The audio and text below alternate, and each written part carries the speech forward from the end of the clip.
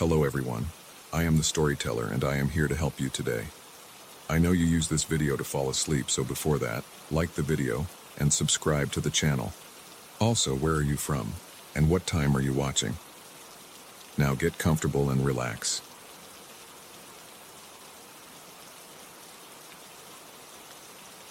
I heard the chime for the first time when I got home from a distant relative's funeral.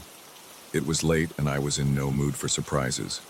I had placed the wooden wind chime in my office because I didn't want it near my bedroom. My grandfather, the man who made it, died before I was born, so I never got the chance to see him at work. Mom always said he loved to build small gadgets. She still has some of his old drawings in a box somewhere. That night I was sitting on the couch in the living room feeling drained from the day, and out of nowhere I heard the chime ring. The sound was soft but distinct. I turned off the TV, listened, and heard it again. I thought maybe a window was open, but the house was sealed up tight. I walked to the office. The door was half open. When I pushed it fully, I noticed no breeze. Nothing that would make that wind chime move. I stood there for a while, waiting to see if it would ring again, but it stayed silent. My heart was beating fast, and I remember rubbing my palms together because they were sweaty. I turned on every light in the office, checked the corners, and waved my hand around the chime. It didn't swing, it didn't make a sound. I tried to convince myself it was just my imagination, or maybe something outside had bumped the wall. I turned off the lights, stepped out, and closed the door behind me. About an hour later, my phone rang. It was past midnight, and I saw my cousin's name on the screen. I braced myself because late-night calls rarely bring good news. When I answered, she told me our great-aunt, my grandfather's sister, had passed away earlier that night. I swallowed hard because I felt a strange knot in my stomach. The timing was too close to ignore. I glanced at the office door and felt an uneasy sweat trickle down my forehead. For the next few days, I didn't go near that wind chime. I kept the office door shut and tried to ignore it, but I found myself thinking about it whenever the house was quiet. I kept wondering if I'd hear it ring on its own again. I was working from home during that week, so I had a lot of time in the house. The slightest creak in the walls put me on edge. I'd pause my typing, take off my headphones, and listen. Each time I did that, the back of my neck felt tense. My mind kept going back to that first ring. It sounded too clean and purposeful to be random. I decided one afternoon to go into the office and look at the wind chime in plain daylight. It was on a small hook on the wall near the window. The chime itself looked simple, just a few wooden tubes and a small piece of wood in the center that could knock against them.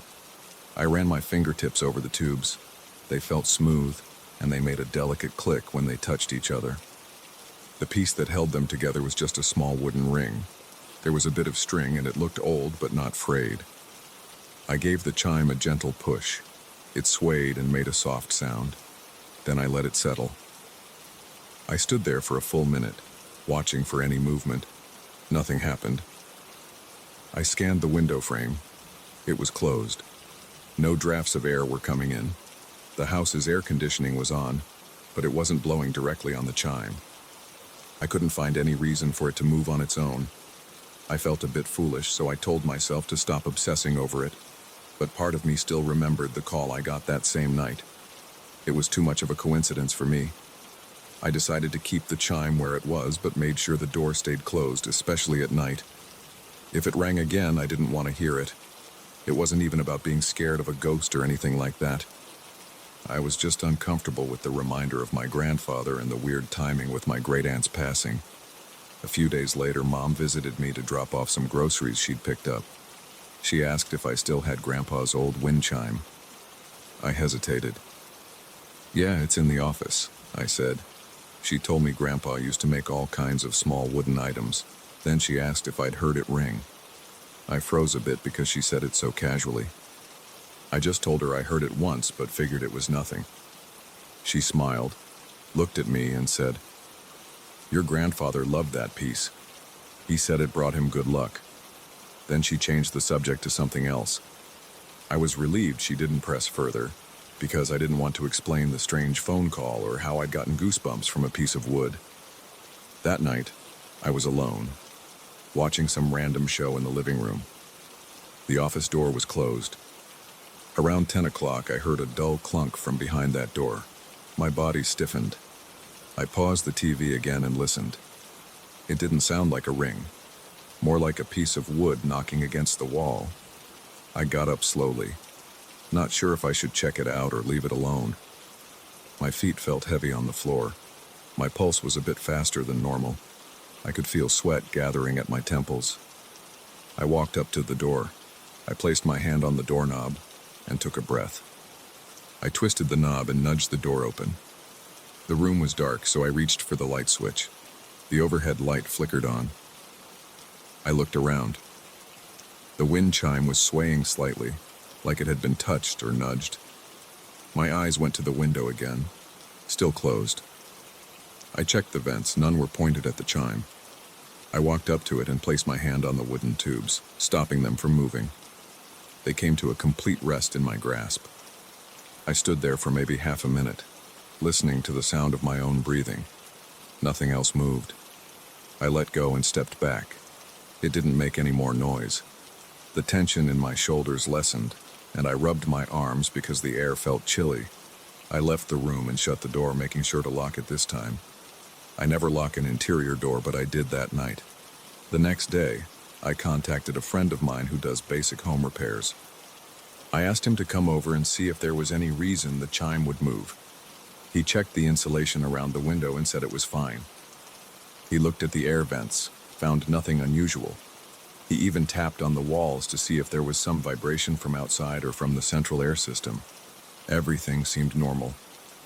He shrugged and told me maybe the AC was making a small current. I thanked him and tried to act casual, but inside I felt a sense of unease.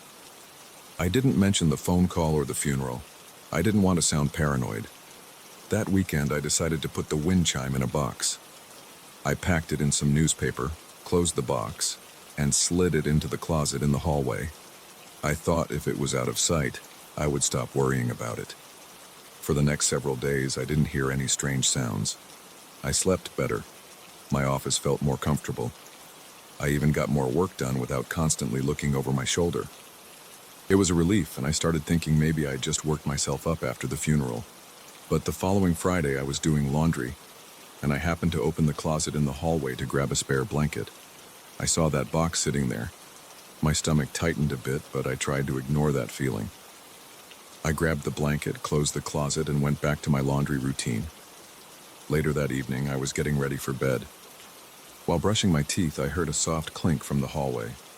It wasn't loud or dramatic, just a quick light sound like a piece of wood tapping. I turned off the faucet and listened. The hallway was dim. I glanced over, and the closet door was still closed. I turned on the hallway light. Everything looked normal. I told myself to stop being jumpy and just go to bed. That night, I dreamt about an old workshop. I was standing at a wooden table, looking at some half-finished gadget. It had cogs and small pieces of metal. I could smell sawdust. I heard a series of soft taps behind me. When I turned around, I saw the wind chime hanging in the corner, barely visible in the dim light. I reached out, and the chime swayed. I jerked awake with a tight feeling in my chest. My eyes were wide and my heart pounded. I didn't move for a minute. I stared at the ceiling, breathing heavily. The room was dark, but I felt as if something was out of place. Eventually, my pulse slowed down and I rolled over, trying to calm myself. The next morning, I made a decision. I took the wind chime out of the closet. I set it on the kitchen table and examined it again. I didn't see anything strange about it. No hidden mechanism, no weird carving, just smooth wood. I touched each tube, felt how they were hollow, tapped them gently. I placed it down and looked at it for a long time. Then I took it outside to the backyard. I found a spot on my porch where there was a small hook near the edge of the roof. I hung the chime there in plain view of the sun and any breeze. I stepped back. It moved gently in the wind, making a soft clinking sound. It felt more natural to have it outside. I watched it for a few minutes. The air was cool and the slight breeze made me shiver, but at least I knew any movement out there would have an obvious cause. For a week, I left it there. During the day, I'd sometimes hear it faintly when I was in the living room or the kitchen, but it sounded normal, just a wind chime doing what wind chimes do. At night, I slept fine. No strange phone calls, no weird noises. I started to wonder if maybe that was all it took, just letting it be where it was meant to be. One afternoon, though, I went outside to water the potted plants near the porch, and I saw the chime lying on the ground. The hook was still attached to the roof, but the chime string had snapped. The wooden pieces were scattered. I picked them up, feeling a spike of frustration and dread. I checked the string and it looked worn out. Maybe it was old, or the wind had been too strong. I brought the pieces inside and placed them on the kitchen counter. The tubes were scratched in a few spots from the fall. I felt uneasy about it. I decided to fix it up. I went to a small craft store and bought new string. When I got home, I sat down at the table and carefully restrung the chime. I tried to match the original design. I tied strong knots, tested each tube to make sure it hung evenly, then lifted the chime up. It looked fine, a bit worn, but sturdy. While doing this, I couldn't shake the sense that I was meddling with something I should just leave alone. But I pushed that thought away. It was just a wooden wind chime my grandfather made. That was all. Once it was fixed, I left it on the table for the rest of the day. I didn't hear any noises from it. That night, I made sure to put it back outside on a different hook, one that looked more secure. It remained out there for a few more days without incident. Then one evening, I was sitting at the dining table with a sandwich and some paperwork. I heard the wind chime ring once, sharply. It sounded louder than usual, almost like a knock on a door. I set my sandwich down. My stomach felt tense again. I stood up and walked to the back door. I switched on the porch light. The wind wasn't blowing. The trees in my yard were pretty still, yet the chime was moving gently, as if someone had given it a small push. I slid open the door and stepped onto the porch. I looked around the yard. Everything seemed quiet. I touched the chime. It steadied. I looked around once more, felt the hair on my arm stand up, then went back inside and locked the door. After that, I decided to keep my distance. I left the wind chime outside, but I stopped checking on it unless I needed to water the plants. If it fell, I'd pick it up and hang it back. But I didn't linger. I still remembered the night it rang in my office and the call that came soon after. Even though I told myself it was a coincidence, a part of me didn't want it near where I sleep. I guess I couldn't shake the connection between that unexpected ring and the news about my great aunt. Whenever I thought about hanging it somewhere inside, I felt a clench in my gut. So I didn't. These days, the wind chime just hangs out there on the porch. Sometimes I see it sway in a strong breeze, making that steady, simple sound. It's not fancy. The wood is plain, no carvings or patterns. It's a basic piece of craftsmanship, something my grandfather made with his own hands. But I avoid dwelling on it too much. I haven't heard it ring indoors again since I moved it outside for good. I keep telling myself that whatever happened that night was just a fluke. I don't mention it to most people. They'd probably say it was my imagination or that I was tired from the funeral. Still, when the sun goes down and the house gets quiet, I sometimes catch myself listening for any faint chime sound coming from the office or the hallway. I know the thing's outside, but I listen anyway.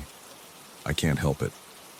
My shoulders tense up, and I feel the air around me, checking for any unexplained draft. If I hear something, I tell myself it's just the wind. If I don't, I try to forget about it.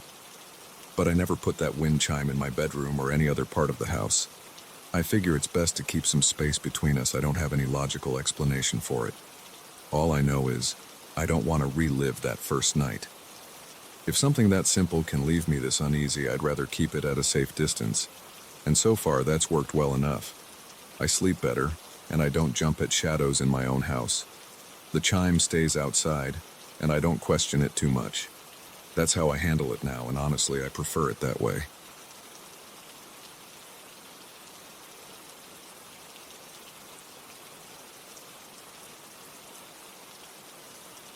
I never expected a simple online auction to turn my life upside down. Yet here I am, in my living room at 2 a.m, staring at an old doll that shouldn't be here. My hands are shaking, and I can feel cold sweat gathering at the back of my neck. I want to tell this story because I still need someone to believe me. I don't have any proof, and I'm not sure I want it. But everything I'm about to say happened just like this. My name is David, and I live alone in a small single-story house. It's got 2 bedrooms, a kitchen, a living room, and a narrow backyard with an old wooden fence. I don't have roommates, and I don't usually have many visitors. I spend a lot of my free time online, browsing auction sites for vintage items. I've collected a few oddities over the years, like an antique lamp from 1920 and a typewriter from 1935. I enjoy that kind of stuff. It makes my place feel unique. About a month ago, I stumbled across a listing for a doll. It was from around 1950, according to the seller. The description said it had original clothing, a porcelain face, and delicate features. The photos caught my attention right away. The doll wore a faded blue dress with lace around the collar and cuffs. Its hair was synthetic but styled to look like old-fashioned curls. The eyes were a deep brown, glassy, and oddly realistic. The auction had a low starting bid, so I figured I'd throw in an offer. I won it pretty easily, actually. Hardly anyone else bid on it. I contacted the seller to arrange shipping. That's when the seller wrote something strange. They said, "I'm glad it's going to a new home. It's better that way." I asked what they meant, but they didn't say much else. They just gave me the tracking number and wished me luck. I didn't think too hard about that. Sometimes people get superstitious about old items, or maybe they just get creeped out by dolls. I shrugged it off. The doll arrived in a cardboard box that looked a little beat up. Inside, it was wrapped in layers of newspaper and bubble wrap. I remember the faint smell of mustiness, like it had been kept in an old trunk for years. When I lifted the doll out, I saw how detailed it really was. The face had small cracks in the porcelain near the hairline. The paint on the lips was chipped in one corner. The eyes were open and set in a way that made it look like it was staring right at me. The clothes had small stains and the lace was discolored, but overall it was in good shape. I set it on a shelf in my spare bedroom. That room is basically a storage space with a desk, some boxes, and the items I collect. At first, nothing strange happened. For about a week, the doll just sat there. I'd glance at it when I walked by, sometimes noticing that the eyes looked too real, but I assumed that was just my imagination. I didn't feel anything unsettling. In fact, I kind of liked having it. It was a cool piece of history. Then one night, I walked by that room on my way to the bathroom. The door was open, and the lamp in the hallway cast enough light for me to see inside. I paused for a second because I thought something looked different. The doll's head seemed to be tilted toward the door. I remembered placing it so that it faced the wall. I distinctly recalled that I set it down with its face looking away because I was worried about the eyes collecting dust or something. I shook my head, assuming maybe I misremembered. I walked in, turned on the light, and carefully set the doll's head so it was facing the wall again. Then I left. I'll admit I felt uneasy. My pulse was a little faster than usual, but I tried not to dwell on it. I told myself that maybe I just put the doll down at a slight angle. I tried to sleep, but I kept hearing little sounds. Most were normal house noises, creaks of the floor settling, the air conditioning clicking on and off. But in my half-asleep state, each noise made my heart pound. I eventually fell asleep and woke up the next day feeling tired.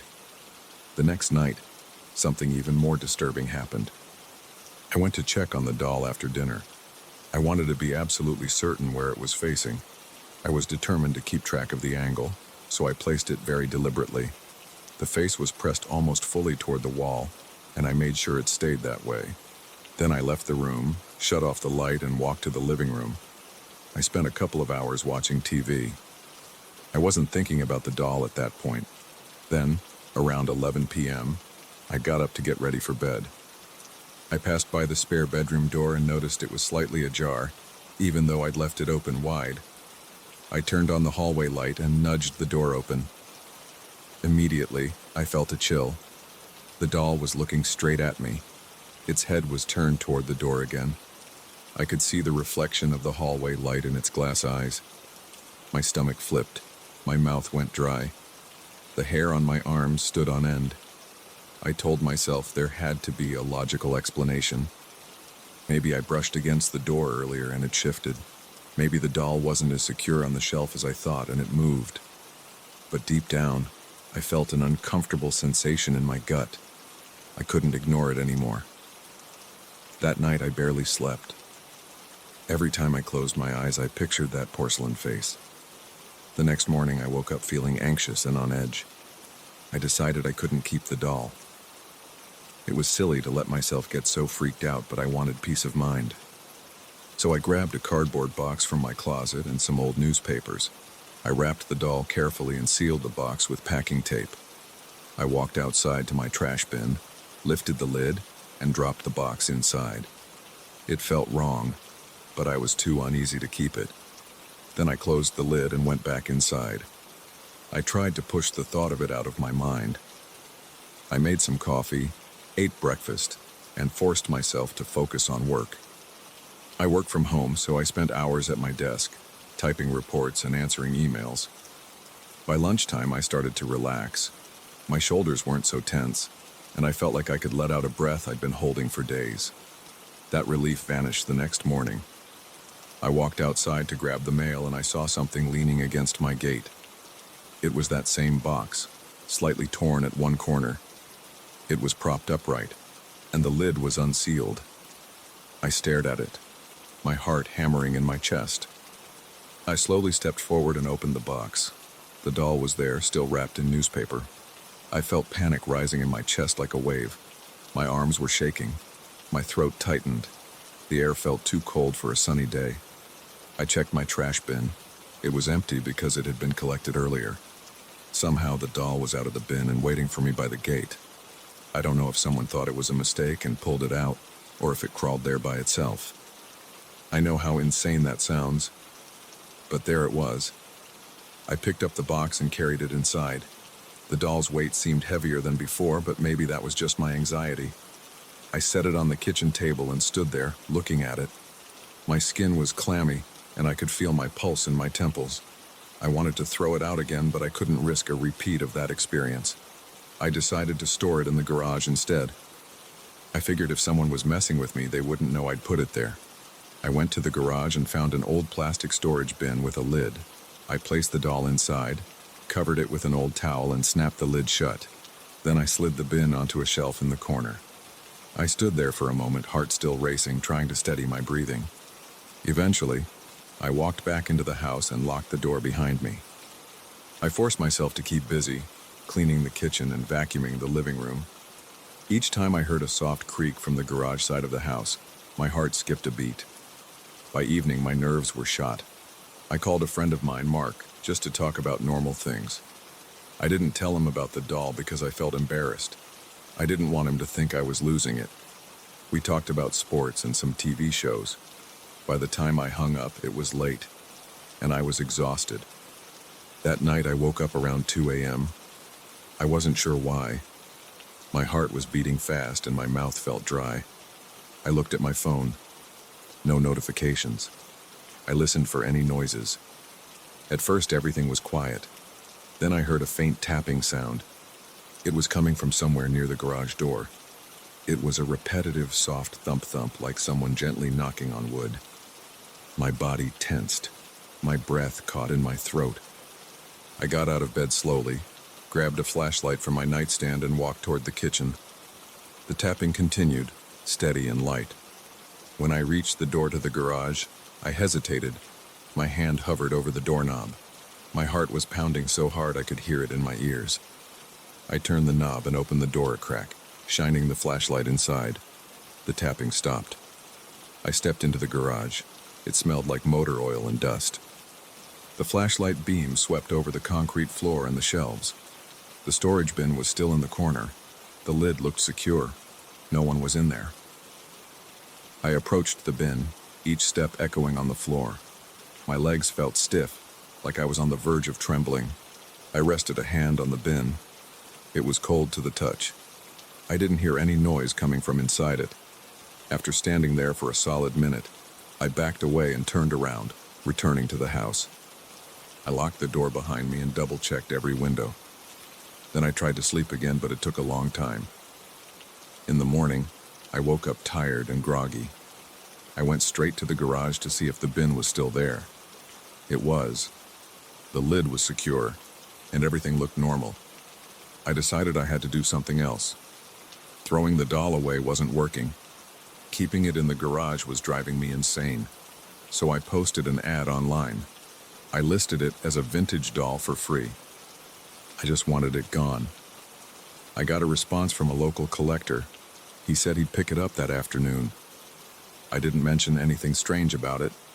I told him it was in decent condition, just a little worn. He arrived in a pickup truck, a tall guy, maybe in his 40s. I handed him the storage bin, explaining that the doll was inside. He opened the lid, glanced at the doll, and nodded. He seemed pleased to get it. I felt a huge weight lift off my shoulders as he drove away. I thought, finally that's done. That night, for the first time in days, I slept without interruptions. No weird noises, no tapping. My house felt calm again. I woke up feeling light and relieved. I made breakfast, did some work, and didn't think about the doll. Everything was normal for a whole day and a half.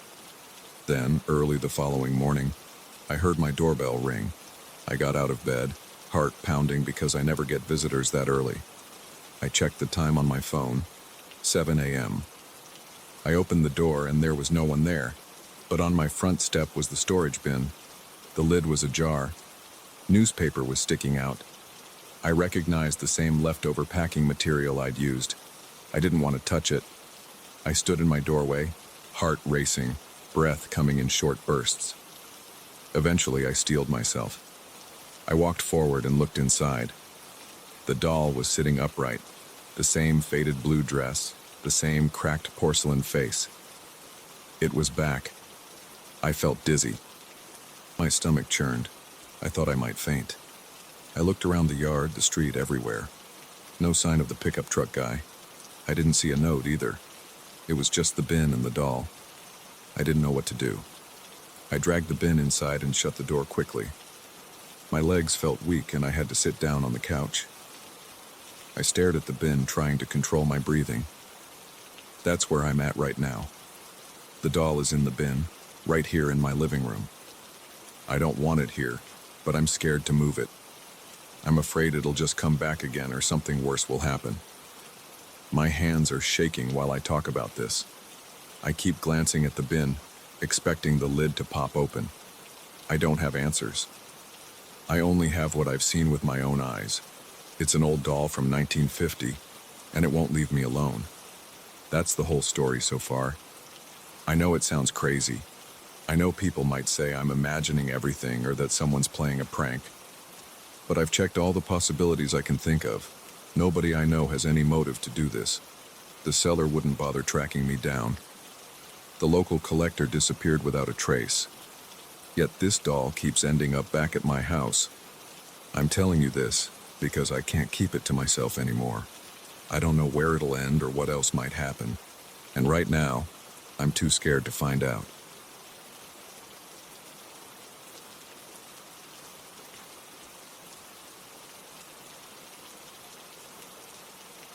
I got to the villa late on a Wednesday afternoon. The place looked old and sturdy, with walls that had chipped paint and uneven brickwork. I noticed a big stone wall right next to the property, running along the edge of a field. I was there for research on rural architecture, but I had no interest in local legends. That changed as soon as I checked in and spoke with the owner. He was a tall guy with a stern face. He welcomed me at the entrance. His hair was gray and short. He offered me a cup of coffee while he showed me around. The interior of the villa had wooden floors that creaked with each step. Dusty pictures hung on the walls in narrow hallways. The owner pointed out the guest room. It had a simple bed, a small table, and a single chair in the corner. The window faced that old stone wall. After he set my bags down, the owner said, "People came here now and then to look for some treasure." He said they believed there was gold or something valuable hidden in the base of that wall. I frowned at him because it sounded ridiculous, but he shrugged. He told me he sometimes heard noises at night, stones scraping, metallic clinks against the rock. He claimed no one was ever found digging, though. He said the next morning, everything would look normal. like nobody had touched a single stone. He told me to keep an eye out if I got curious. I wasn't sure if I believed him, but it felt like something I should note for my research. Maybe it was a local rumor to attract visitors. I decided to see the wall up close before dinner. I stepped outside, walked across a small patch of overgrown grass, and approached the stone structure. The wall was about 7 feet high, made of thick stone blocks. Some blocks had cracks filled with tiny weeds. Others had little patches of moss. I ran my hand over the surface. It felt cool and rough. Then I felt a sudden pressure building in my head. It felt like someone pressing on my temples. I moved back, shook my head, and the feeling faded. I didn't think much of it at first. Maybe I was just tired from my trip. I looked around to see if anyone else was nearby, but I saw no one. I stepped closer again, touching a different section of the wall. The same pressure came back. It wasn't painful, but it was uncomfortable, like a mild headache that focused on the top of my skull. My heartbeat sped up. I let go of the wall and backed off again. The pressure subsided. I went inside and asked the owner if he ever felt strange near that wall. He paused for a second and then said he never stood too close. He only knew the local tales and that sometimes visitors said they felt odd around it. He laughed a bit and guessed maybe it was just psychological. He told me not to worry. I nodded and dropped the subject. I felt uneasy, but I figured I'd just stay away from that wall unless I needed to check it for my research. That night, I had a quick meal in the villa's small dining room. The owner had a simple dinner ready, rice, beans, and some roasted vegetables. We didn't talk much. He seemed tired, and I was busy thinking about my schedule. By the time I finished eating, it was almost dark outside. I went to my room and unpacked a few things. Around 11, I heard scraping noises. I put down my pen and listened closely. It sounded like someone shifting small rocks around. I opened my window and looked out. I couldn't see much. The night sky was cloudy, and the only light came from a single lamp near the villa's main door. The stone wall was just a dark shape. I considered going outside, but I felt a bit uneasy about it. The noise stopped after a minute or so. I waited another few minutes in silence, then closed my window. I tried to sleep, but around midnight I heard a faint clink again. It made me sit up in bed. My ears felt like they were straining to catch any sound. I forced myself out of bed and slipped on my shoes. I opened the door to my room quietly and walked down the hallway. My steps sounded too loud on the wooden floor. I opened the front door of the villa and stepped outside. The air was cool and damp. I moved toward the stone wall, taking careful steps on the grass to avoid noise. The scraping noise continued, but it sounded more distant than before. When I got close, it stopped completely. I stood there for a moment, trying to see if anyone was there. The darkness around me felt thick, but I saw no movement. I walked along the length of the wall, running my flashlight over it. The beam lit up the cracks in the stones. Everything looked still. I bent down and touched one of the stones near the ground. It was firm. Nothing seemed loose or disturbed. I stayed out there for a few minutes, waiting. I heard nothing else. I felt that pressure creeping back into my head, though. It was the same sensation as before, a dull force that pushed at the top of my skull. I took a step back and the pressure started to decrease. I decided I'd had enough for the night. I went back inside and tried to sleep again. The next morning, I woke up early. I wanted to see the wall in daylight and check for any signs of tampering. I walked outside at around 7. The sky was clear, and the sun was just starting to shine on the villa's yard. I studied the wall from left to right. Every stone looked like it was in place. No fresh dirt, no loose rocks on the ground. I leaned in a bit closer at one point, but the pressure came back. I felt sweat forming on my forehead, even though it wasn't hot. I stepped back again. I felt my hands trembling a little. It was mild, but I noticed it.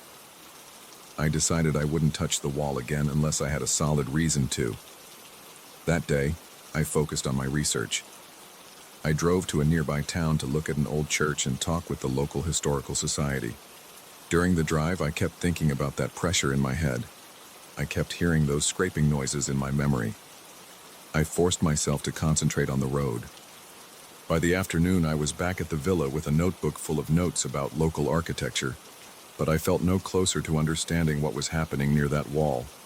I saw the owner in the courtyard sweeping some leaves. I asked if anyone else had reported those noises that night.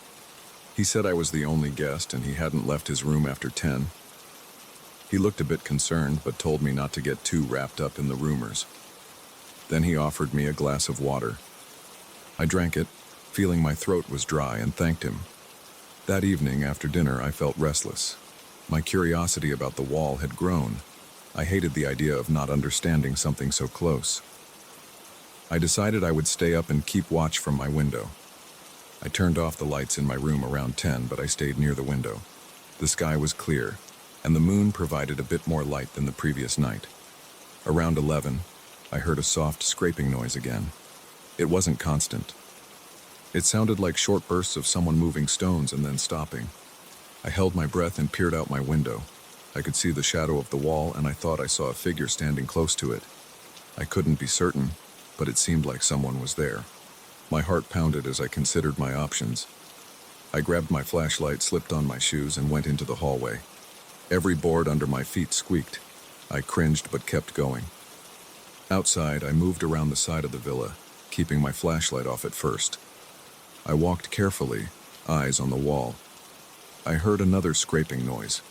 It was louder this time, like someone chipping at a stone. When I was about 20 feet away, I switched on the flashlight and pointed it at the wall. The noise stopped immediately.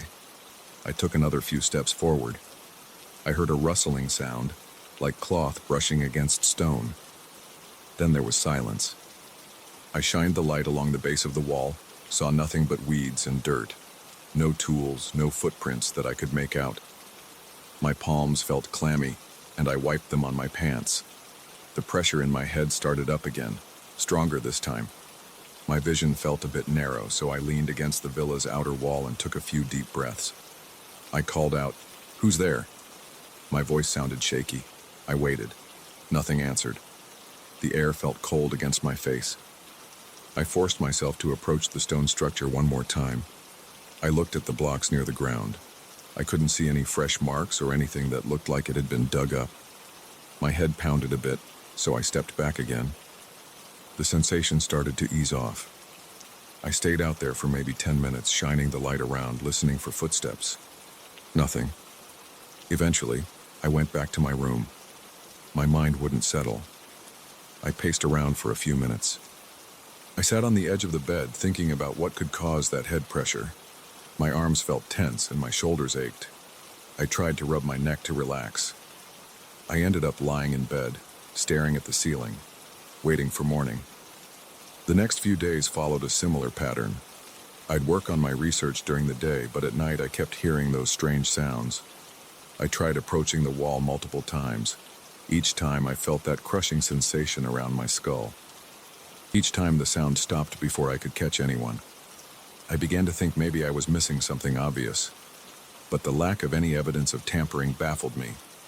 The stones were always intact, no holes or loose dirt around. The owner seemed worn out. He told me it was part of life there. People claimed the wall was haunted or enchanted. Some believed in the treasure story. He thought it was a hoax or some local trick. On my last night, I decided to try a different approach. I set up a small camera on my windowsill, pointed at the wall. I turned off all my lights and left the camera rolling. I sat at the foot of my bed, waiting. Around midnight, I heard that scraping again. It was quiet, but steady this time. I didn't move. I watched the camera's live feed on my phone. The small screen showed the dark outline of the wall. The scraping noise continued for about 3 minutes, but the video showed no one there. No movement at all. I felt my pulse racing. My mind tried to find a logical explanation. Maybe it was an animal or shifting stones. But the stones never showed any movement in the morning. The camera footage was empty. Then the scraping stopped. My head started to pound even though I wasn't near the wall. I pressed my hand to my forehead, massaged the skin above my eyebrows. The pressure made me feel dizzy. It faded after a minute, I slept poorly that night. In the morning, I packed my bags. I went outside to do one final check around the wall. I didn't get too close this time. I just walked along the yard, scanning the stones from a distance. Same as before, it all looked normal. I felt a faint pressure in my head, like an echo of the stronger pains. I forced myself to ignore it and headed back to the villa. I paid the owner, thanked him, and told him I appreciated the hospitality. He just nodded and said he was sorry about the odd noises at night. He said he hoped it hadn't caused me too much trouble. I shrugged. I couldn't explain it, so I didn't try. I loaded my bags into my car and started the engine. Before I drove off, I looked over at the stone wall one last time. It stood there, silent and solid. I felt a slight tightness in my temples. I faced forward, gripped the steering wheel, and drove away. As I left, the feeling in my head slowly lifted. My body felt lighter. My shoulders relaxed a bit and my grip on the wheel loosened. I kept an eye on the rearview mirror for a while, half expecting to see some figure standing there or some stones moving on their own. I saw nothing out of the ordinary, just a quiet villa and an old wall that refused to give up its secrets. I never found out what caused those noises. I never saw a single person actually digging. I never discovered any hidden treasure. But that pressure in my head felt real every time I got near that wall. Maybe it was just stress or suggestion. Maybe there was more to it. All I know is that whenever I think back to that place, my temples feel tight for a moment, like my body remembers something I can't explain. I try not to dwell on it, but sometimes at night I recall the scraping sounds, and I feel a tingle in my forehead. It makes me wonder if someone or something is still out there, shifting those stones in the dark.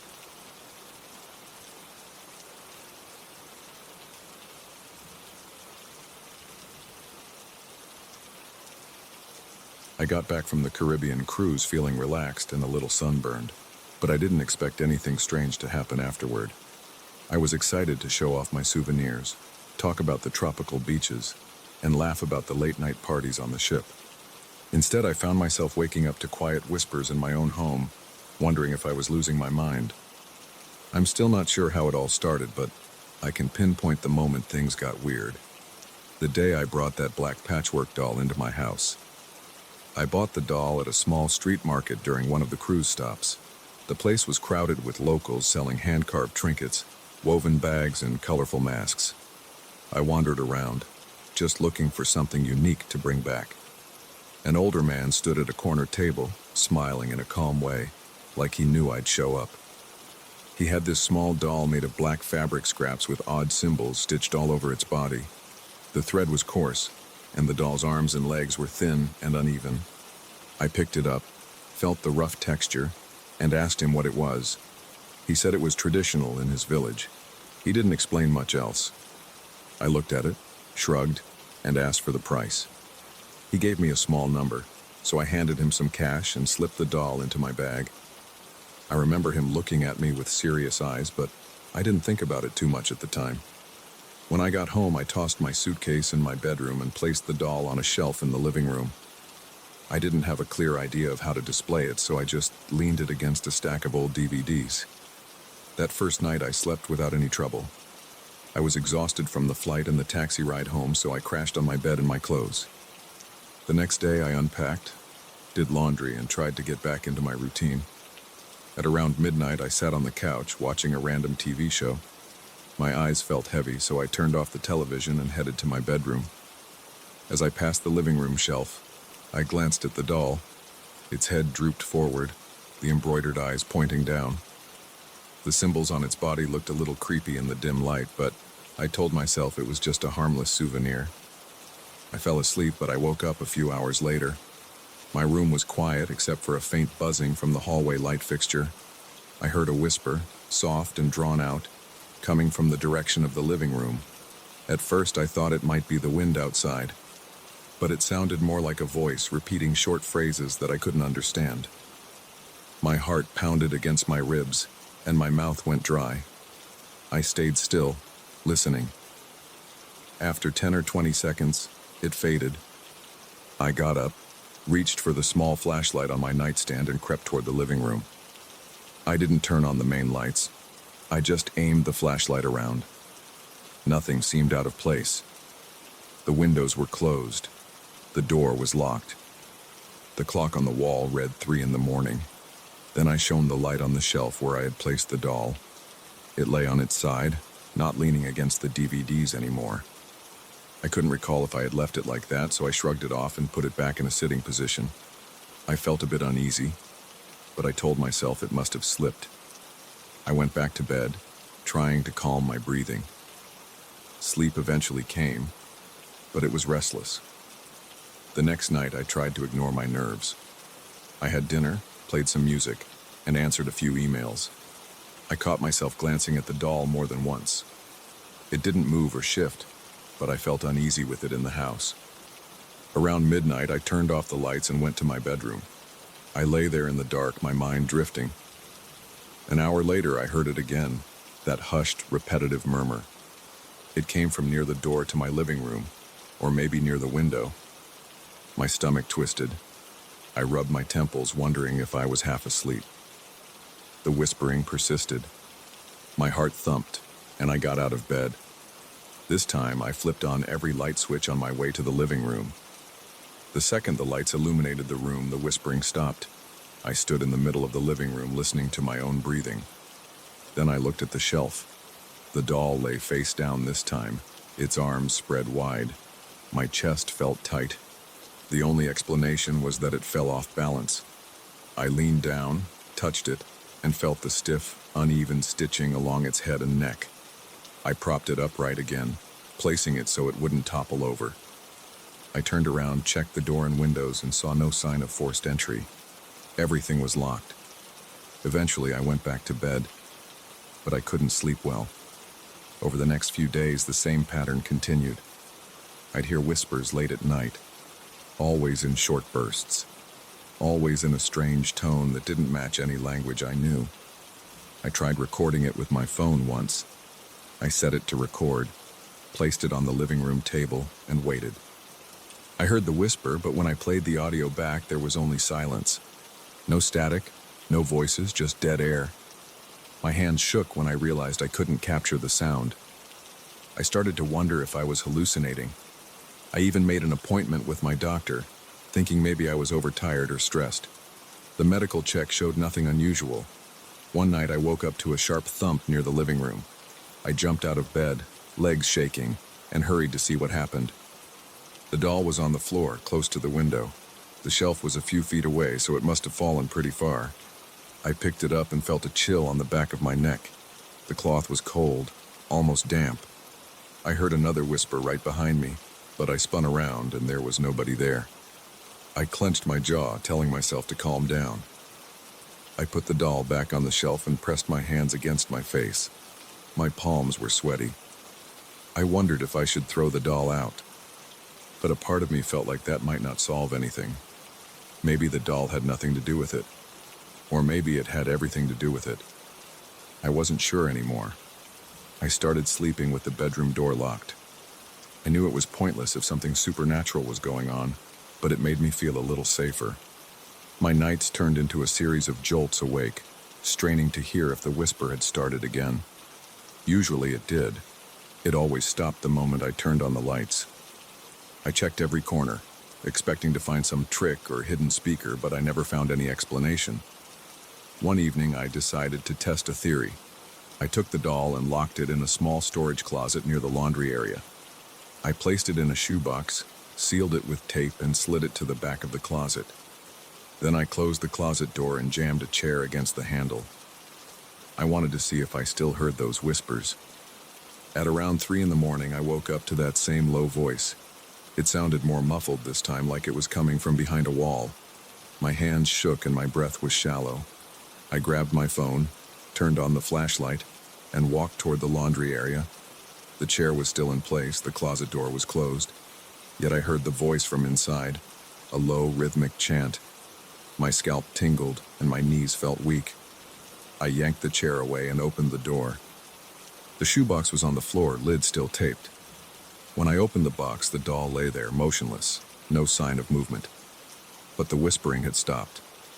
My mouth felt dry, and my pulse raced. I taped the box shut again, pushed it back into the closet, and slammed the door. I wanted to forget about it, but I couldn't. I started keeping all the lights on at night. My electricity bill jumped, but I didn't care. I took cat naps during the day because my nights were nerve-wracking. Even with the lights on, I sometimes heard the whispering near my front door. I'd rush over, yanking the door open to see if there was someone outside, but the hallway would be empty. I wondered if my neighbors heard anything. Nobody said a word to me. Maybe it was too soft for anyone else to notice. One afternoon, I decided I couldn't take it anymore. I grabbed a plastic bag from under my sink and marched to the closet. I ripped the tape off the shoebox and pulled out the doll. It felt heavier than before, like it had absorbed moisture or something. I stuffed it into the bag and drove to a thrift shop a few miles away. I got out of my car, walked to the drop-off box, and tossed it in. My hands trembled as I let go of the bag. I knew it was a weird thing to do, but I was desperate to get that doll out of my home. When I got back, the place felt emptier. I tried to stay positive. I cooked a simple dinner, turned on the TV, and tried to relax. That night I slept better. I didn't wake up to whispers or strange noises. The next evening, things stayed quiet too. I started to feel normal again. I told myself I must have been imagining things, and that my mind created those whispers because I was spooked by the doll's creepy appearance. But after 3 nights of peace, I came home late from work. When I walked into the living room, I flipped on the light, and my breath caught in my throat. The doll was sitting on my coffee table right in the center. No bag, no explanation. The same black patchwork, the same stitched symbols. It was angled so its face pointed right at me. My shoulders tensed, and my fingers went numb. I slammed the door shut behind me and locked it. I checked every window, every lock, every room. No sign of forced entry. Nothing was missing except for my sense of safety. I had no plan for what to do next. I felt panic tighten my chest, and I started shaking. My head pounded. I picked the doll up, walked outside to the garbage chute at the end of the hallway, and tossed it in. I let the heavy door slam shut behind it. Then I walked back into my apartment, breathing hard. My skin tingled all over, and my shirt stuck to my back with sweat. That night, I tried to stay awake in my bed with the lamp on. Around 2 in the morning, I nodded off. I don't know how long I slept, but I woke up to the whisper again. This time, it was next to the bedroom door. I bolted upright, grabbed a baseball bat I keep under my bed for emergencies, and flipped on the overhead light. The whisper cut off. I opened the bedroom door. The doll was there, sitting upright on the floor. The embroidered eyes seemed to stare at me. I froze. My vision narrowed. I dropped the bat and clenched my fists, at a complete loss for what to do. I scooped up the doll, my breathing ragged, and flung open my front door. I didn't care that it was the middle of the night. I drove out of town, about 30 minutes away, to a small park with an open trash can near the entrance. I yanked the doll out of the car and shoved it into the can. Then I got back in my vehicle and sped home. My fingers were stiff on the steering wheel. I kept checking my rearview mirror, half expecting to see something in the back seat. Nothing was there. Since that night, I haven't seen the doll again. I try not to think about it. I keep the television on for noise and sleep with my phone by my ear, playing music. Sometimes I catch myself worrying that the whispers will return. Late at night, I'll pause whatever I'm doing and listen. I've heard a few odd creaks in the walls, but no whispers. I haven't found the doll anywhere in my apartment. It might stay gone this time, but I'm on edge. I can't look at my shelves without remembering how I used to see it there, with those strange symbols sewn into its fabric. I'm not sure if there was ever a logical explanation, or if I got tangled up in something beyond my understanding. All I know is I never want to see that doll again. And if I ever go on another cruise, I'll think twice before buying anything labeled traditional. My life has been quiet for now, but that memory still makes my skin crawl.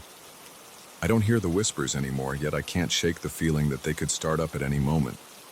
It's been a tense few weeks, and I'm still jumpy at night. But at least I can sleep without waking up to that low, unfamiliar murmur. I keep telling myself I got rid of it for good. I guess only time will tell.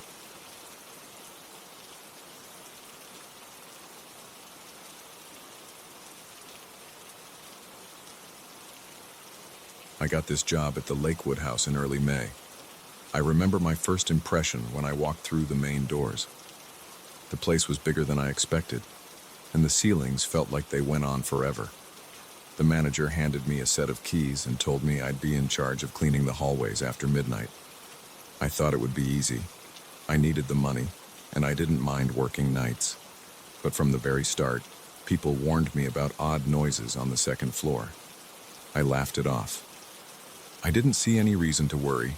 It was an old building, and old buildings make strange sounds. That was my thinking on my first night. I arrived at around 11:30 p.m. My shift always started after most guests went to bed. The manager told me they'd hired me because they needed someone who wouldn't scare easily. People complained about footsteps overhead when no one was there. I heard those stories and figured it was just pipes or creaking floorboards. The older cleaning lady, Carmen, shook her head every time I brushed off the rumors. She said I'd see for myself. I said, "Okay, I'll handle it." The building sits right at the edge of the famous Lake Willow. From the outside, it looks like an old mansion that was turned into a guest house. It's 3 stories tall, and the second floor doesn't get much use. The manager mentioned some structural issues up there, so they've been slow to rent out those rooms. Most guests stay on the first or third floors. It's cheaper and closer to the main dining area. The second floor halls stay dark after midnight. They keep the lights off to save power, or at least that's what I was told. On my first official night, I walked down the main corridor on the first floor. I pushed my cleaning cart in front of me. I had a mop, a broom, some spray bottles, and rags. The hall looked normal enough. Dark wallpaper, old paintings, a few large windows with thick curtains. I heard the distant hum of the lake outside. A gentle wind sometimes pushed branches against the windows, which caused soft scraping sounds. That didn't bother me too much, but I kept looking over my shoulder for some reason. I felt like I wasn't alone, even though I'd just seen the guests turn in for the night. At around midnight, Carmen joined me for a quick walkthrough. She kept talking about the second floor. She said, "They come out around now." I asked her who they were. She said, "Tall shadows, taller than any man I've ever seen." I nodded, but didn't say anything. I didn't believe in ghosts or spirits or anything like that, so I figured she was exaggerating. After a few minutes, she returned to her room, leaving me to do my job. I went around dusting and mopping the first floor hall. I wiped down the banisters on the big curved staircase that led up to the second floor. The steps creaked with every movement. The wood was old and the boards felt a bit soft under my feet. I looked up at the second floor landing. It was dark, but a small lamp in the corner cast a yellowish glow on the floor. I didn't see anything strange, so I finished my work on the first floor and decided to investigate the upper level. Part of my job was to tidy up all hallways, so I had to go upstairs eventually. When I got to the top of the stairs, I flipped a switch on the wall. One overhead light flickered and then stayed on, illuminating a narrow section of the corridor. The rest of the hallway was still in shadow. I pushed my cart a few steps forward. I immediately felt a chill. It wasn't cold air from the lake, because I'd have felt a draft. This was something else, like the atmosphere itself got heavier. I tried to ignore it. I started cleaning the floor, sweeping up dust and debris. The corridor floor was old hardwood. Each step made a slight squeak. My own footsteps echoed in a weird way, like the sound was bouncing off walls that were too close or maybe angled strangely. After a few minutes, I paused to check the other end of the hall. That's when I thought I heard a second set of footsteps. They were faint, like someone was walking in socks on a wooden floor. I stopped moving. The sound stopped too. I listened carefully. Nothing. I took a few steps again, and then I heard it once more. It seemed to match my pace, as if someone was following me at a distance. That set me on edge. I looked around for an explanation, maybe a loose floorboard that echoed in 2 different spots. But the footsteps seemed to come from behind me, around a corner. I called out, "Hello? Is anyone there?" No answer. I kept going, but my heart was pounding. I usually don't scare easily, but there's something about an empty corridor that can get under your skin. I turned the corner, pushing the cart slowly. The only light was that single overhead bulb behind me, so this new stretch of hallway was almost dark. I saw the outline of a big window at the far end. The curtains were closed, and the fabric looked thick. I felt a breeze though, so maybe a draft was coming through the old frame. I figured I'd check if the window was locked. I walked over and reached out to part the curtains. As soon as I touched them, I felt a sense of unease. My hand was shaking a bit and I didn't know why. The fabric felt damp and cold. I pulled one side back, trying to see if the window latch was secure. The glass was fogged up. I couldn't see outside, but I guessed the lake was somewhere out there in the darkness. I shut the curtain again and turned around. That's when I saw a quick movement in my peripheral vision, like something tall passing by the far end of the corridor. It was too fast to make out details. All I saw was a shape, maybe a head and shoulders that reached higher than any normal person's. I froze and stared. Nothing was there now, just a blank wall and closed doors. I told myself I was just tired. Maybe I'd worked too many shifts in a row. But I kept thinking about what Carmen said, about tall shadows. My pulse felt strong in my temples, and my palms were sweaty. I left the curtains alone and went back to my cleaning cart. I decided to sweep the rest of the hallway quickly. The corridor wasn't that long, but it felt like it stretched on forever. Each door I passed had a small metal plaque with a room number. All the doors were locked. The manager said they didn't rent these rooms out often. Some needed renovation. I didn't hear any voices behind those doors and no lights shone from under them. I moved to the next section of floor. That's when I heard footsteps again, louder this time. They were behind me. I spun around and the corridor was empty. It wasn't the wind, and it wasn't my imagination. I know the difference between normal building sounds and the noise of real feet on wood. My legs felt heavy, and my mouth went dry. I forced myself to take a few deep breaths. I tried to think logically. Maybe a guest had wandered up here by mistake.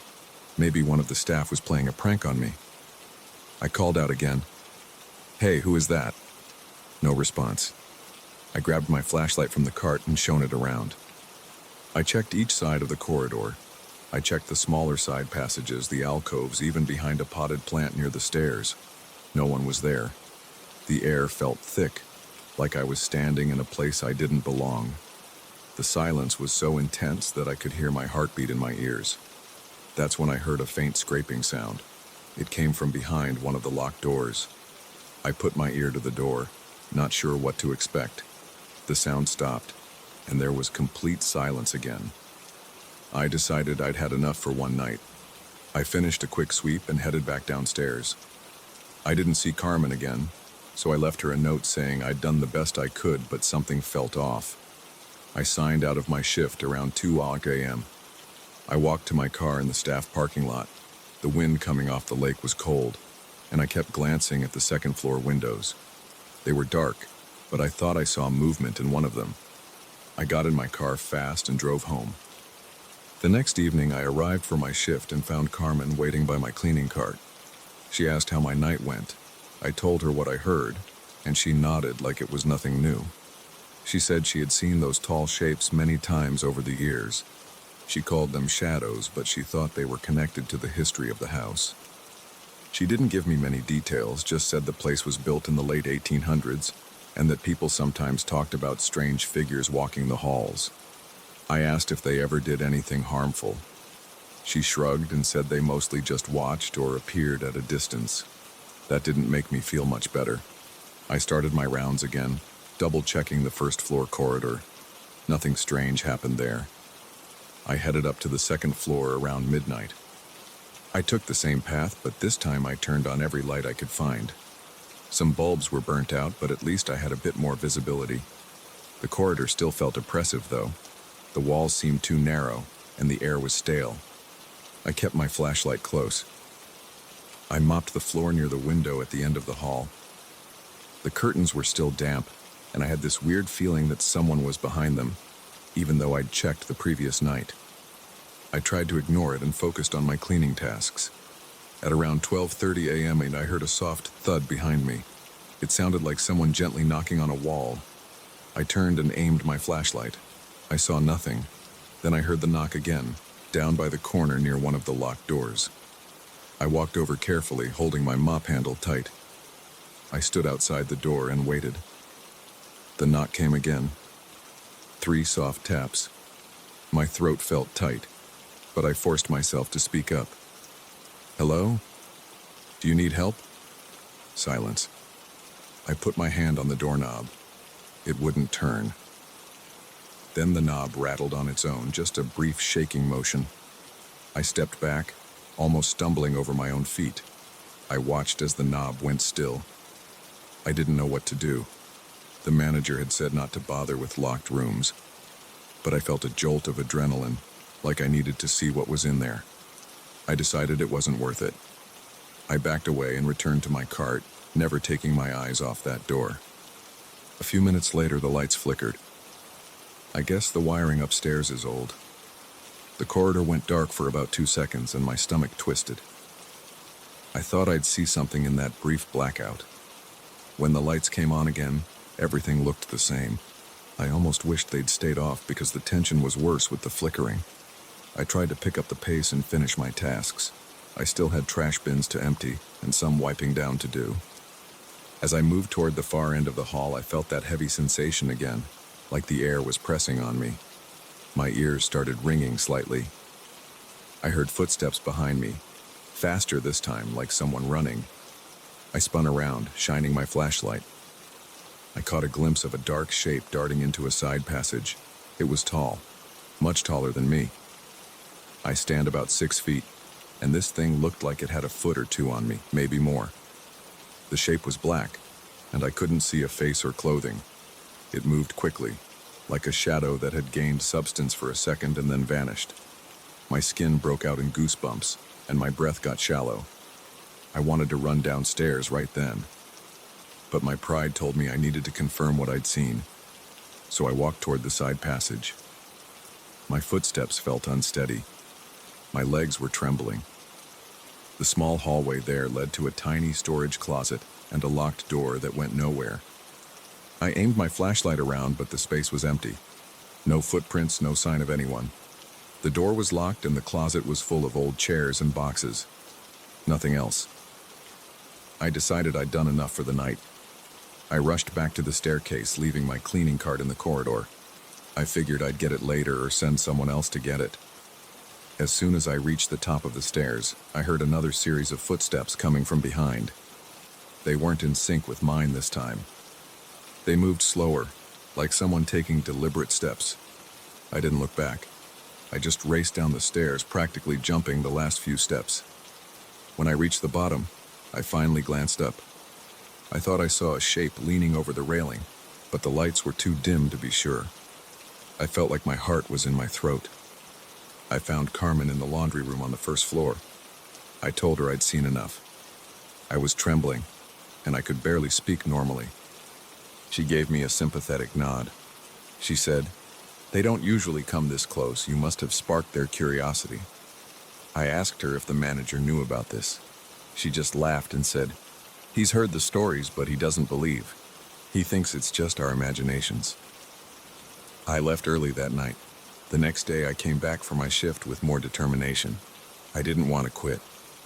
I needed the money, and I felt like I'd be letting my nerves get the best of me if I just walked away. But every night was the same. Strange footsteps on the second floor, occasional glimpses of something tall moving in the corners of my vision, and that unbearable feeling of being watched near the windows and in the darkest parts of the corridor. I never saw a face, never heard words or voices. All I felt was the pressure and the presence. I started cleaning faster, trying to get done before midnight. That helped a bit. I noticed that most activities seemed to happen around 12:30 or 1 a.m. If I could get upstairs, do a quick job, and get out, I'd avoid most of it. But some nights I'd hear those footsteps even earlier. Other nights I'd catch a glimpse of a shadow by the window, or I'd see a door handle move on its own. Over time, I learned little tricks. I'd keep multiple lights on, and I'd make noise while I worked so I couldn't hear every little sound. I started bringing a portable radio, which drowned out the footsteps. But every now and then, I'd still get that cold wave of dread washing over me. I'd stop and realize the hallway was too quiet, or I'd feel someone standing behind me when I was near a locked door. No matter how much I tried to brush it off, I couldn't deny something strange was happening. I never found a logical explanation for any of it. No one showed up in the security cameras, at least none that we could see. The manager once checked the feeds after I reported the footsteps, but he said the tapes showed nothing, just me walking around with my flashlight. Even Carmen insisted that the cameras never caught the tall shadows. She said they were too clever, or that they existed in a space just out of reach of normal sight. I didn't argue. I just kept my head down and did my job. After a while, I stopped asking questions. I made peace with the fact that I'd never be able to explain it. I told myself I'd keep coming back as long as I could handle it. If it got worse, I'd quit. But the job paid well and I had bills to cover. So I stayed. Every night I'd feel that tension in my stomach as I climbed the staircase to the second floor. I'd see movement in the corners and hear soft footsteps behind me. My heart would race and I'd grip my mop handle tight, but I'd keep going. I can't say I've gotten used to it, but I've learned to manage it. I learned which parts of the hallway are the creepiest. I learned that turning on the lights early helps a bit. I also learned that if I speak aloud, sometimes it stays quieter. I say things like, "I'm just here to clean," or "No trouble from me." It sounds stupid, but it helps me feel less scared. The older cleaning lady still talks about them. She says they've been around for decades, maybe since the house was built. She thinks they're tied to the land or the lake somehow. I don't really care about the details anymore. I only care about getting through my shift without losing my nerve. Every now and then I dream about those corridors. In my dreams, the tall shadows stand in doorways and watch me. I wake up with a pounding heart, but I remind myself it's just my job. So every night I'm back here, pushing the cart around, listening to faint echoes of footsteps on old wooden floors. And every night, I feel the same pressure and the same cold presence. I don't know what they are, or why they're here, but I keep going. It's my job. And for now, that's enough.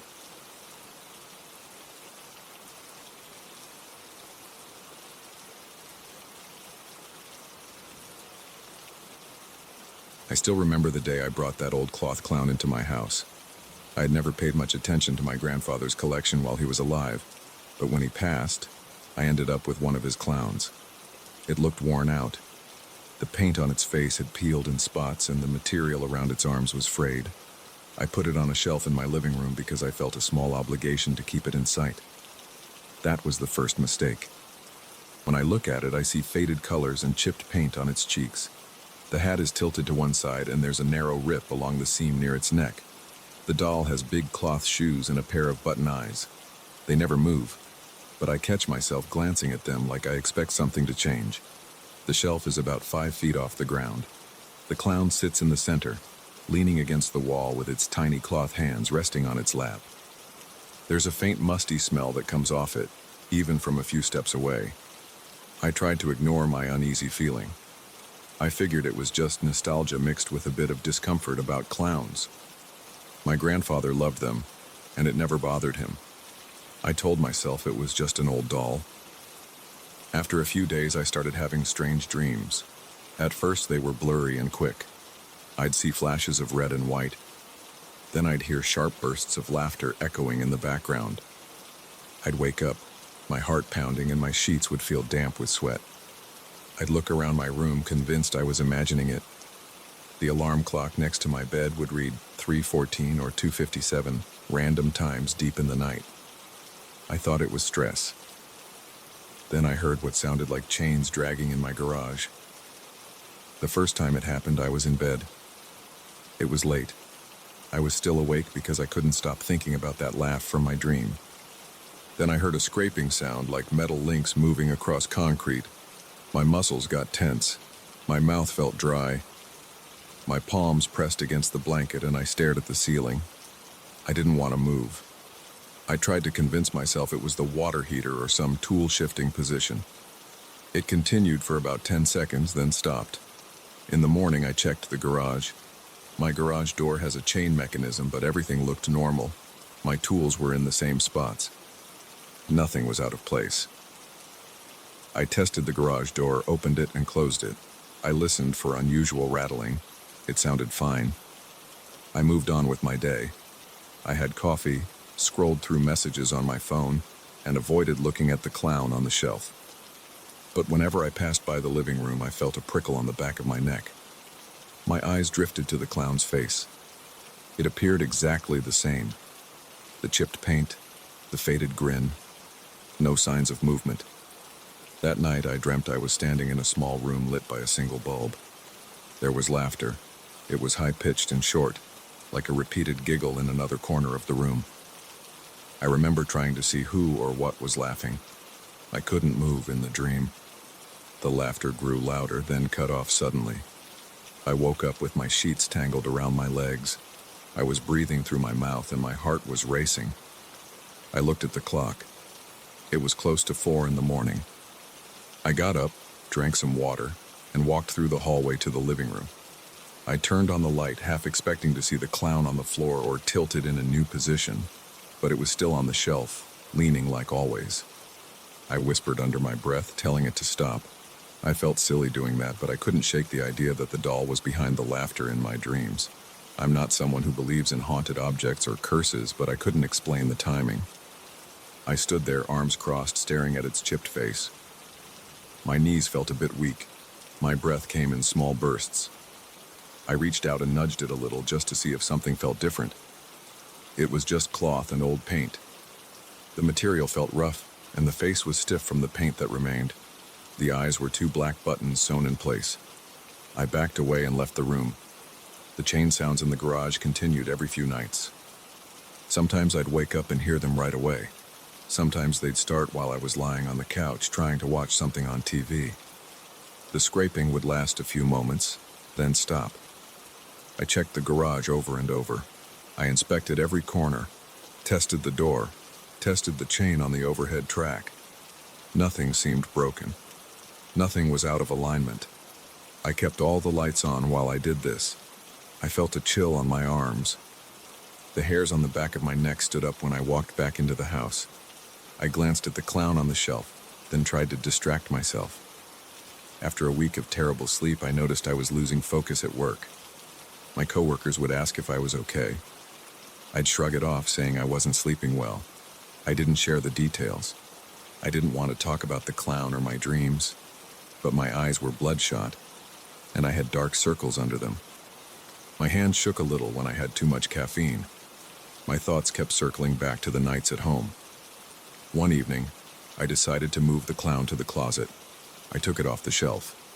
As soon as I touched it, I felt a strange sensation in my stomach, like a sudden drop. I walked it to the closet and placed it on top of some boxes. I stood there for a moment, wondering if that would make a difference. I closed the closet door and exhaled. My shoulders relaxed a bit. I felt like I'd done something to regain control. But that night the dreams returned. The laughter was louder. This time I felt like something was behind me in the dream, brushing against my back. I woke up gasping. My pillow was soaked with sweat, and my hair felt damp at the roots. I sat up in bed, pressing the heels of my hands into my eyes. My heart thumped in my chest. I told myself it was just stress. I forced myself to leave the bedroom and check the closet. I opened the door and aimed a flashlight inside. The clown was still there, leaning against the back wall, button eyes facing the door. I stepped back and closed it. Then I heard the chains in the garage. They started as a soft rattle, then dragged for a few seconds. My breath caught in my throat. My mind raced with excuses, but none of them felt convincing. I walked to the garage door inside the house. I turned on the light. I listened. I heard nothing. I stepped into the garage and stood near my car. The overhead light was bright. The door chain was motionless. No tools were moving. I turned around and went back inside, locking the door behind me. My hands trembled as I turned the lock. I tried sleeping again, but I kept hearing that laughter in my head. It repeated in my thoughts, jabbing at my nerves. I squeezed my eyes shut and tried counting backward from 100. Eventually, I drifted off. I woke up 2 hours later, drenched in sweat again. I didn't want to try sleeping after that. Over the next few days, I started avoiding the living room, the closet, and anything related to that clown. I spent more time in my bedroom or kitchen. I'd order takeout and eat in front of my laptop, trying to watch videos to distract myself. I kept glancing at the corners of the room, expecting to see something that shouldn't be there. My shoulders felt tight. I rubbed my neck a lot, trying to ease the tension. One afternoon, I decided to try one last thing. I grabbed an old cardboard box and some packing tape. I went to the closet and wrapped the clown in a plastic bag, then placed it in the box. I sealed it shut. I carried it down to the basement. I had some shelves near a wall with other junk I rarely touched. I placed the box there, away from sight. My heart was beating hard when I did it, but I stayed calm on the outside. I thought maybe out of sight, out of mind. I left the basement, closed the door, and tried to relax in my living room. The shelf was empty now. It felt strange not seeing anything there, but I preferred that. I turned on the TV and flipped through channels for a while. I felt my eyelids getting heavy, so I nodded off on the couch. I slept for about an hour. Then I snapped awake because I heard a single sharp laugh. It sounded like it was right next to my ear. My skin broke out in goosebumps. I looked around the room. Nothing was there. My heart hammered in my chest. I tried to calm my breathing. I realized it was still broad daylight outside. That night, I went to bed around midnight. I fell asleep after wrestling with my thoughts for a while. I woke up when I heard the chain in the garage again. It was the same scraping and rattling. I lay there, my chest tight, my breathing shallow. I tried to listen for footsteps or any other noise. All I heard was the hum of the refrigerator in the kitchen. I got up anyway. I walked slowly to the garage door and flipped on the light. Everything was still. I stood there, waiting to hear the chain move. Nothing happened. My forehead was damp with sweat. I dried it with the back of my arm. I went back to bed, but I left the living room light on. My eyelids felt heavy, but my mind was jittery. I was exhausted. The next morning, my alarm woke me for work, and I had only slept a few hours. I felt a headache pulsing near my temples. My coffee tasted bitter even with sugar. The day dragged on, and I couldn't concentrate on much. I kept picturing that clown, imagining it sitting in the basement, sealed in a box, staring at the inside of the cardboard walls. That evening, I considered getting rid of it, but I remembered my grandfather. He cared about his collection. That thought made me hesitate. I also felt uneasy about just throwing it away. It felt risky, and I couldn't explain why. I decided to leave it in the basement for a while longer, hoping things would calm down. For a few days, I didn't hear the chains. The laughter in my dreams was quieter or sometimes absent. I noticed my shoulders loosen up. I started sleeping a little better. I figured maybe that was all I needed to do. But then, on a Friday night, I heard a thud downstairs around 2 in the morning. My eyes shot open and I felt my pulse quicken. It wasn't the garage this time, it was the basement. I crept out of bed, grabbed my phone for light, and stood at the top of the basement stairs. The door was closed, but I could see a sliver of darkness through the gap. I thought about going down to check, but my legs felt stiff. I stood there listening. I heard nothing else. No scraping, no laughter. After a few minutes, I told myself it was probably just the house settling or something falling off a shelf. The next day, I mustered the courage to go downstairs. I checked the box where I had placed the clown. It was on its side, like something had bumped it or knocked it over. The tape was still sealed. I didn't see any signs of damage. I put the box upright and pressed on it gently to make sure it was steady. Then I turned and headed back up. I couldn't figure out how it could have fallen on its own. The floor is cement and the shelves don't wobble. I decided not to think about it too much. I locked the basement door after I came back up. Now, every time I walk through my house, I listen for new noises. I keep the TV or music on to fill the silence. I haven't told anyone the full story. I just say I'm not feeling well or I'm working through some stress. But the tension sits in my muscles, especially at night. I keep a lamp on in my bedroom. Sometimes I hear faint laughter when I'm half asleep, like it's hovering on the edge of my dreams. My throat tightens, and I feel my heart rate spike. Then it passes, and I drift off again for a couple more hours of restless sleep. I wish I knew how to shake this feeling. I still don't believe in haunted objects, at least not in the traditional sense, but I can't deny what's happening. My body reacts in real ways. My heart pounds, my skin tingles, and I break out in cold sweats. My stomach churns. Whenever I think about that old cloth clown, I feel like something is coiled inside me, ready to spring. I haven't touched the box since I picked it up that day in the basement. I'm not sure if I ever will. Maybe I'll call a friend to help me get rid of it. Maybe I'll just leave it down there for good.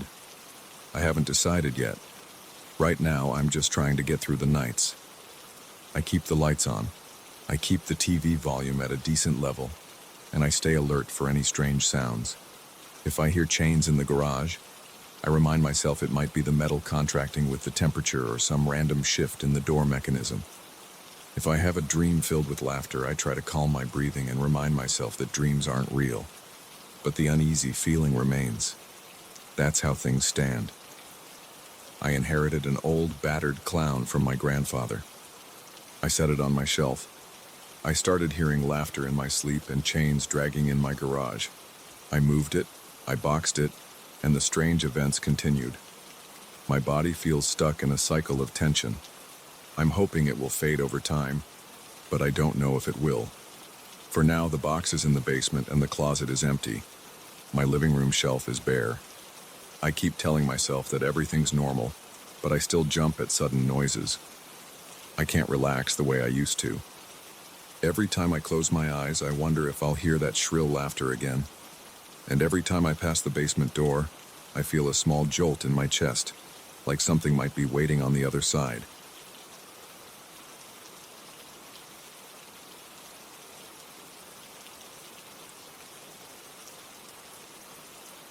I felt a jolt the moment I stepped into my grandmother's storage room.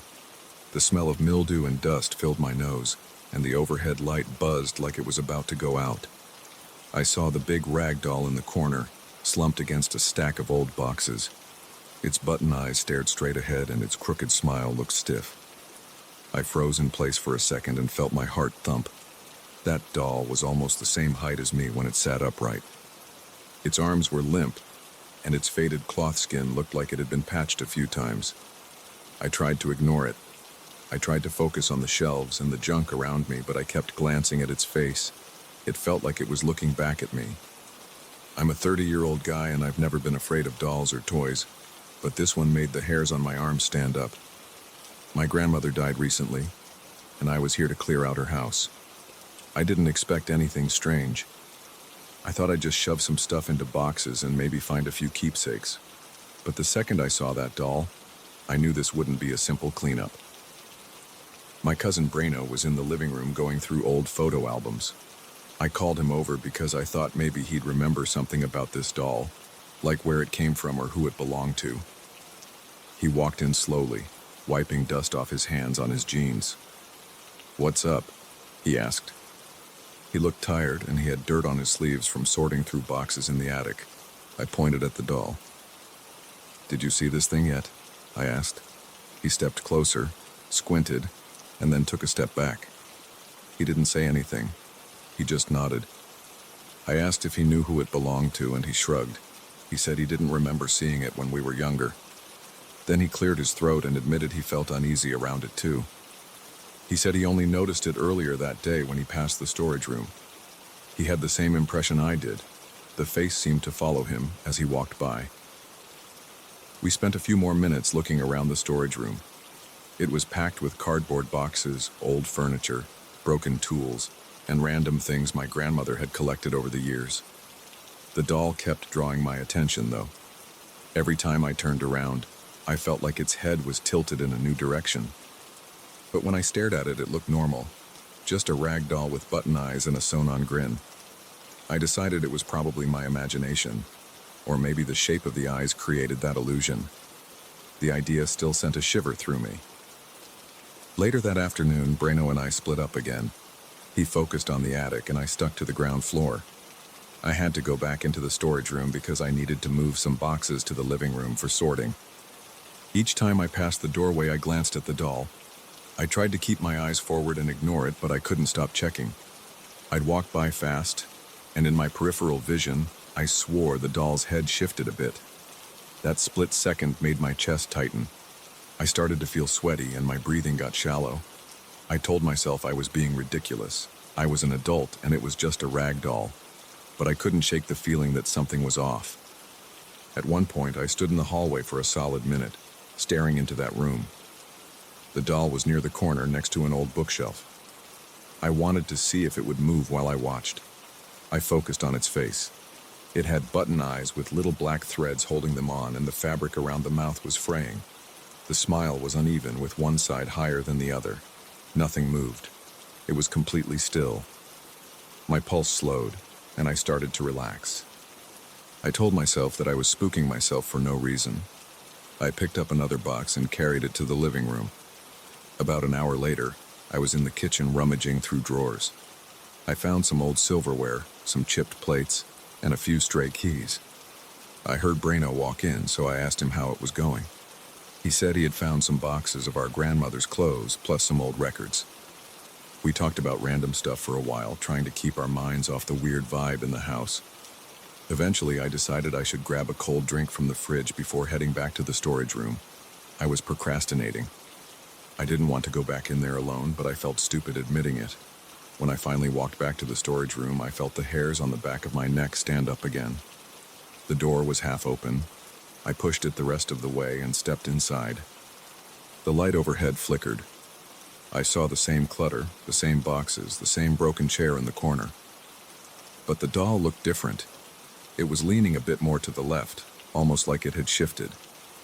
I stared at it, and my heart started pounding. It was subtle, but I was sure it wasn't in that position before. I stepped closer and crouched down in front of it. I reached out and touched the doll's arm. The fabric felt coarse. There was no hidden wire or anything that would let it move on its own. It was just cloth stuffed with something lumpy. I caught myself breathing too fast, so I stood up, exhaled, and tried to think logically. Maybe Brano had come in and moved it. But why would he do that? And if he did, why wouldn't he mention it? I almost called out to him. Instead, I grabbed the doll by the arms and set it upright against the wall. It flopped a bit, but I managed to make it face forward. Then I stepped away, still watching it. It stayed put. I turned around and walked toward the door. I kept glancing over my shoulder, waiting to see if it fell or shifted again. It didn't move. My hands were shaking, and I felt a pulse in my neck. I tried to focus on other tasks for a while. I sorted a box of old pots and pans in the kitchen. I flipped through some cookbooks. I wiped my sweaty palms on my jeans. But every few minutes my mind drifted back to that doll, and I felt a wave of unease. Eventually I mustered the courage to go find Brano. He was in the living room with a big box of photo albums. I asked if he had touched the doll. He gave me a confused look. He said he hadn't touched it since we first noticed it that morning. I told him I found it in a different position. He just stared at me. I saw a flicker of concern in his eyes, but he tried to keep his tone calm. He asked if maybe I bumped into it or something. I said no. We both went to check. The doll was where I had left it, upright against the wall. Brano stepped close, looked at it, then turned to me. He said he felt like the eyes were following him. We stood there for a moment in silence. The house was quiet. I could hear the distant hum of traffic outside, but everything inside felt tense. I felt my palms get clammy, and my stomach tightened. Brano cleared his throat and said he didn't want to spend too much time thinking about it. He wanted to keep sorting stuff. We agreed to keep the doll in the same spot so we could see if it changed position again. A few hours later, around early evening, we decided to wrap up for the day. We packed what we could into our cars. Brano said he was going to stay at a friend's place because he didn't like the energy in the house. I didn't feel comfortable spending the night there either, so I locked up and went home. But I couldn't stop thinking about that doll. That night, I lay in bed, staring at the ceiling. My thoughts kept drifting back to the button eyes and the crooked smile. Every time I closed my eyes, I pictured it leaning forward, as if it was about to stand up. I felt my heart rate pick up just from imagining it. The next morning, I arrived at the house alone. Brino had some errand to run, so he said he'd come by later. When I walked in, I headed straight to the storage room. I was hoping the doll would be in the same spot. Maybe that would prove I was just imagining things. But I found it on the floor, facing the doorway. It looked like it had toppled forward. I stepped inside carefully, my stomach in knots. I kept telling myself maybe it just slid or fell somehow. The floor was wooden, and there was a slight uneven spot near the corner. Maybe it just tipped over on its own, but it felt bizarre seeing it face down like it tried to crawl forward. My hands shook as I picked it up. I pressed my lips together and felt my pulse in my temples. I set the doll in the chair on the other side of the room away from the door. Then I grabbed some packing tape and an empty box. I told myself I'd seal it up. I didn't want to see it anymore, and I didn't want it to move around. I lifted the doll and tried to stuff it into the box. It barely fit, but I managed to fold its arms and legs in a bit. The button eyes stared up at me.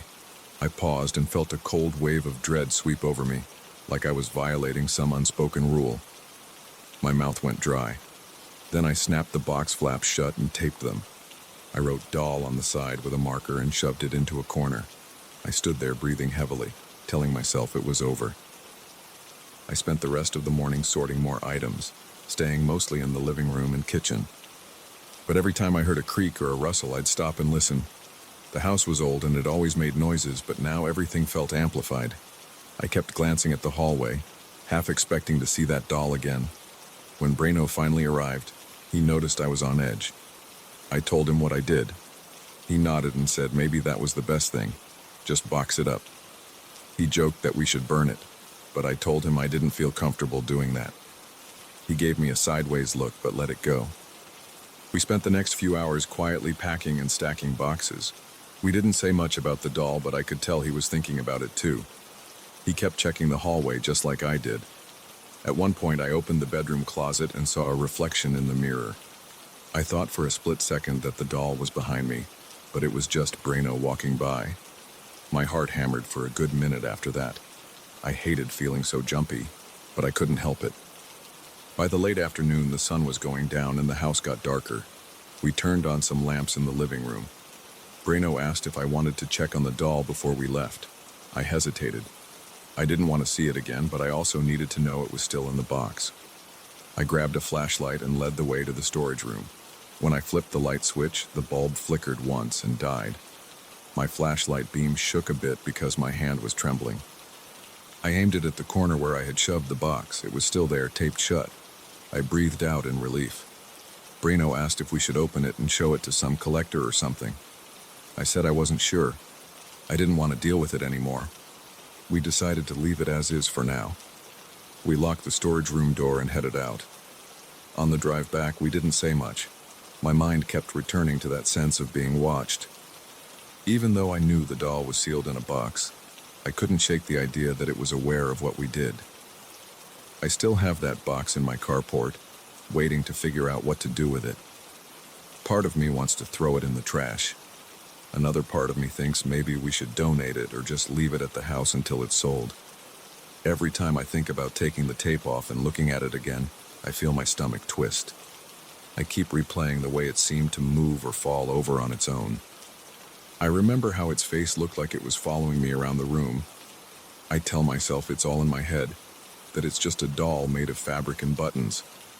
But even as I say that, I feel that same jolt of fear I felt the first time I saw it. I've decided to let Brino handle the doll when we finish cleaning out the rest of the house. I don't want to deal with it alone anymore. I don't need more sleepless nights thinking about those button eyes. That's the truth of it. It's just an old rag doll, but it made me feel more uneasy than anything else I've come across. And until we finally get rid of it for good, I don't think I'll feel at peace.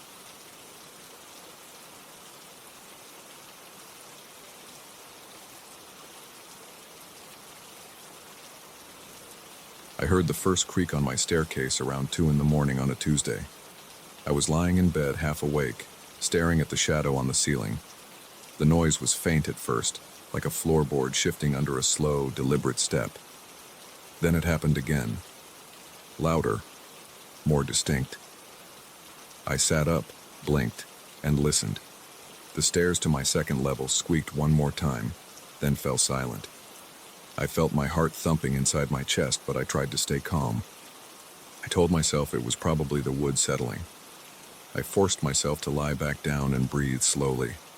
But even after the noise stopped, I couldn't shake the feeling that something was off. I share this duplex with my brother Nick, but he's gone most of the time because of his job. He's away right now. We bought this place a few years ago when we found a good deal, and we spent months tearing out old walls and installing these new wooden stairs. The building is old, so we knew we'd have some squeaks and groans, but that first night the sound felt different. It didn't sound random.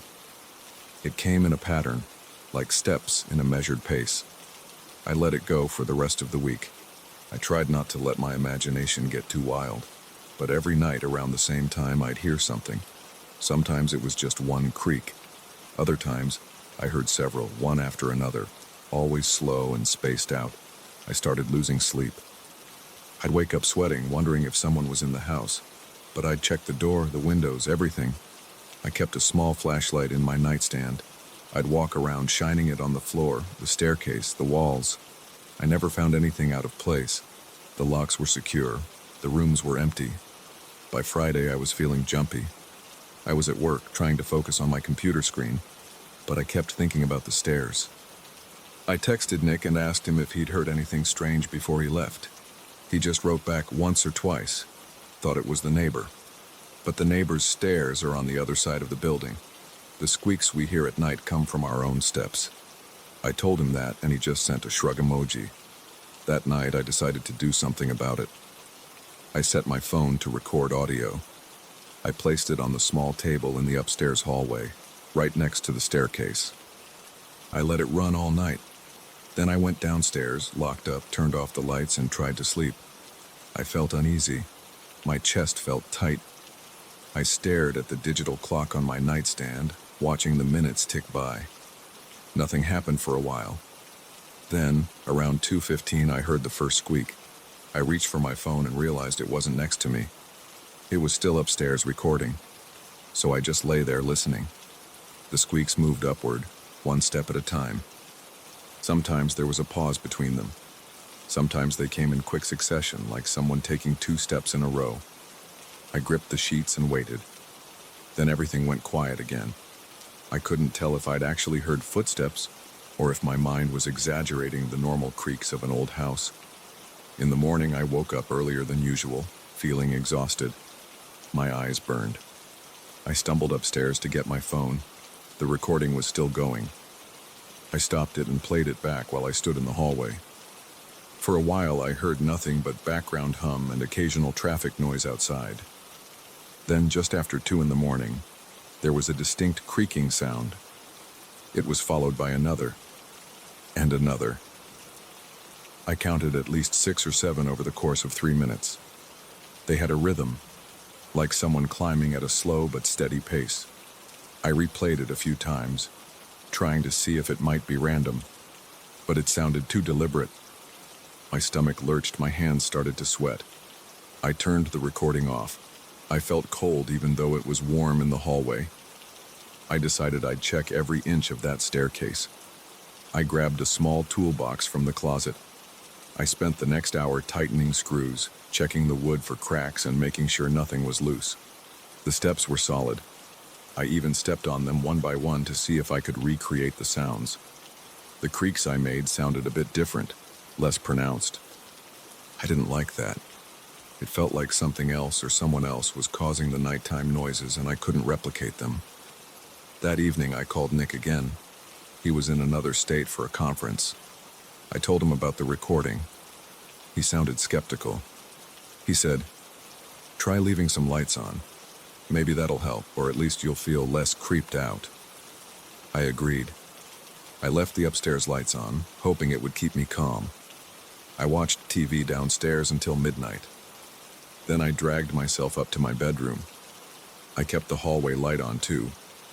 I tried to read a book in bed, something mindless. My eyes kept drifting to the open door of my room, staring at the faint glow from the hallway. I dozed off eventually. Around 2 in the morning, I snapped awake. My ears were ringing with silence. I sat up. I waited. Then I heard it. The slow, heavy sound of wood bending under weight. One step. Pause. Another step. Pause. My heart hammered in my chest. My legs felt stiff. I reached for the baseball bat I'd started keeping next to my bed. I couldn't see anything from my angle. The hallway was partially lit, but the stairs themselves were around the corner. I stood up slowly. My feet felt like lead. I took a few steps across the room. My mouth felt dry. I heard another creak, closer this time, like it was maybe 1 or 2 steps away from the top of the staircase. I took a deep breath and rushed out into the hallway, flipping the bat in front of me. The stairs were empty. The light was on, and I could see every step clearly. There was nobody there. I flicked my eyes around the landing, the corners, the second bedroom door, the small storage closet. Nothing. No movement, no sign of forced entry. My heart was racing. I stepped all the way down, checking each step. I walked through the living room. I checked the lock on the front door. All secure. The windows were locked. I flipped on every light in the house. I went back to bed around 4 in the morning, feeling paranoid. I barely slept. The next day, a Saturday, I called a friend who works as a contractor. I asked him if there could be some weird structural issue causing these sounds. He said it was possible the wood was expanding and contracting with temperature changes, or that the new installation might be settling. But the pattern sounded unusual to him. He offered to come by and look at it. We scheduled a visit for that afternoon. He came over, tested the steps, looked at the beams under the staircase, tapped on the walls. He shrugged and said everything looked fine. He told me it might just be a normal quirk of the house. I felt frustrated but tried to move on. That night I set up my phone to record again, but this time I also propped up my laptop in the hallway to record video. I didn't trust audio alone anymore. I wanted visual proof. I made sure the hallway light was on so the camera would pick up something if it showed up. I told myself I would get some rest and check in the morning, but my anxiety kept me up. I watched random clips on the internet, anything to distract myself from the staircase. I finally crashed around 1 in the morning, phone next to me in bed this time. I woke up to the faint gray light of dawn. I grabbed the phone, scrolled through messages, and then remembered the recording. My laptop was still out in the hallway, pointed at the stairs. I hopped out of bed and went to see if the battery was still alive. It had shut off after about 3 hours. I cursed under my breath, but at least it had recorded from around midnight until 3. I grabbed the phone, found the audio file, and started skimming through it. I stopped at around 2:10 a.m. The first creak was faint. Then it happened again, louder. The next few squeaks were spaced by a few seconds each, almost like a pattern. I felt my mouth go dry. My hand trembled a bit. I closed the audio and played the video on my laptop. There was about 3 hours of footage. I fast-forwarded until about 2:10. I saw the empty hallway with the stairs. The light was on. Everything was still. Then, right at 2:12, I heard a creak on the audio track of the video, but the screen showed nothing moving. The stairs were empty. No shadows, no shifting, nothing. Another creak, louder this time. Still nothing visible. My heart sank. I paused the video, rubbed my eyes, and replayed that portion. The audio was unmistakable. The stairs made noise like someone stepping on them, but visually they were static, as if no one was there. I decided to stand on the landing and listen. Sometimes, if the house is silent, you can hear the traffic outside or the hum of the fridge. But I wanted to see if I noticed anything weird during the daytime. For about 20 minutes I just stood there, leaning against the wall, waiting for a creak. Nothing happened. The house felt normal in broad daylight. I even jumped on a few steps to see if I could replicate that exact sound. Mine sounded heavier and more abrupt. The recorded footsteps were slower and somehow more deliberate. It gave me chills thinking about it. That afternoon, I double-checked all the vents, the heating system, anything that might cause a pattern of expansion and contraction. Everything looked fine. I even turned the heat off for the night so the temperature inside would stay stable. I figured maybe if the temperature wasn't changing, I wouldn't hear anything. I left all the lights on again and tried to sleep. This time, I actually slept a little better, probably because I was so tired. But I did hear a few noises around 3 in the morning. I groaned, covered my head with a pillow, and tried to ignore them. I didn't want to keep torturing myself, but a part of me still listened. Each time I heard a step, my pulse quickened. I felt sweat on my forehead, but I forced myself to stay in bed until morning. On Monday, Nick came home unexpectedly early. He dragged his suitcase inside, looking exhausted, and tossed it by the door. I told him everything. I showed him the audio recordings. I showed him the video. He frowned, played it back a few times, and shook his head. He said, "That's messed up, man. You're sure nobody's sneaking in?" I told him I checked everything, all the locks, all the windows, the whole place. Nothing suggested a break-in. He walked up and down the stairs, trying to make the same noises. It was close, but not exact. We both felt uneasy. Even having him there didn't calm me down completely. We decided to try staying up together one night just to see if we could catch something in real time. We made coffee, turned on the TV in the living room, and waited. We talked about random stuff, joked around a bit. By 1:30, we were both yawning. The house was silent except for the occasional car outside. Around 2:00, we paused the TV and listened. For a few minutes, nothing. Then that familiar creak. We both froze. The sound was soft at first, like weight pressing on the 3rd or 4th step from the bottom. We muted the TV. I felt my palms get sweaty. Nick looked at me and nodded. We both stood up and grabbed flashlights. We moved toward the staircase slowly. The next creak came from higher up, maybe halfway. I felt a tightness in my chest. My throat felt dry. We turned the corner to look at the stairs, shining our flashlights. The steps were empty, just polished wood. We heard another creak right in front of us, but there was nothing there. I saw Nick's flashlight beam tremble a bit. My pulse was pounding in my ears. We waited, not breathing, for the next one. It didn't come. We flicked on the hallway light, walked upstairs, checked every room, every closet. Nothing. We returned to the living room, sat down, and stared at each other. Nick said, "I don't get it." We tried to brush it off, but we were both wired. We stayed up until almost 4. We only heard that series of noises once. The rest of the night was silent. In the morning, Nick said he had to leave again in a couple of days for another work trip. He asked if I wanted to stay at a friend's place while he was gone. I shook my head. I want to figure this out. I don't know how yet. I'm keeping my phone ready to record. I'm keeping the lights on, and I'm checking every door twice. But I know what I heard. We both heard it. Every time I walk up or down those stairs, I feel uneasy. It's like I'm waiting for something to grab my shoulder or show up in the corner of my eye. I'm not sure what happens next. I'm not expecting a sudden explanation. All I know is that each night around 2 in the morning, the stairs creak like someone's there, climbing slowly. I haven't seen anyone. I haven't found any physical evidence that anybody's sneaking in. The audio recordings confirm the noises. The video shows nothing. It's hard to sleep, but I try. When I do sleep, I leave a light on and I keep my phone close. Nick does the same when he's around. We talk about maybe bringing an expert in, some kind of home inspector or security person. But for now, we're just living with it. Each time it happens, my heart pounds, my hands shake, and I freeze for a moment, waiting.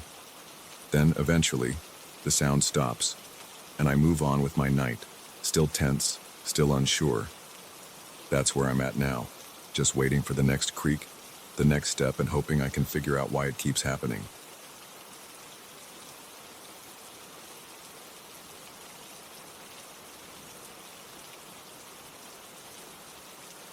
I remember the first night I spent in that house. I was 15 and I sat on my bed staring at the walls. The room felt too big. My breathing sounded loud to me because everything else was silent. I could hear my own heartbeat in my ears. I tried to convince myself it was just a normal house and that I needed to calm down. I was wrong. My parents decided to move into that house because they wanted more space and a quiet life. They never liked crowded neighborhoods, and they found a place far from any main roads. The driveway was long, and the neighbors lived pretty far off. The front lawn stretched out in every direction, and there were only a few trees in sight. It looked peaceful. From the outside, the place seemed perfect for a family that wanted space to breathe. I didn't argue with them. Back then, I did what they said. When we moved in, I noticed how the floors creaked. Every step I took felt heavier than usual. I'd walk down the hallway to my new bedroom and my footsteps echoed. I assumed it was because the house was old, but there was something else. Each corner of that place felt like it held something in the shadows. I tried to shake off that feeling by telling myself I was just adjusting, but the first night proved I wasn't imagining it.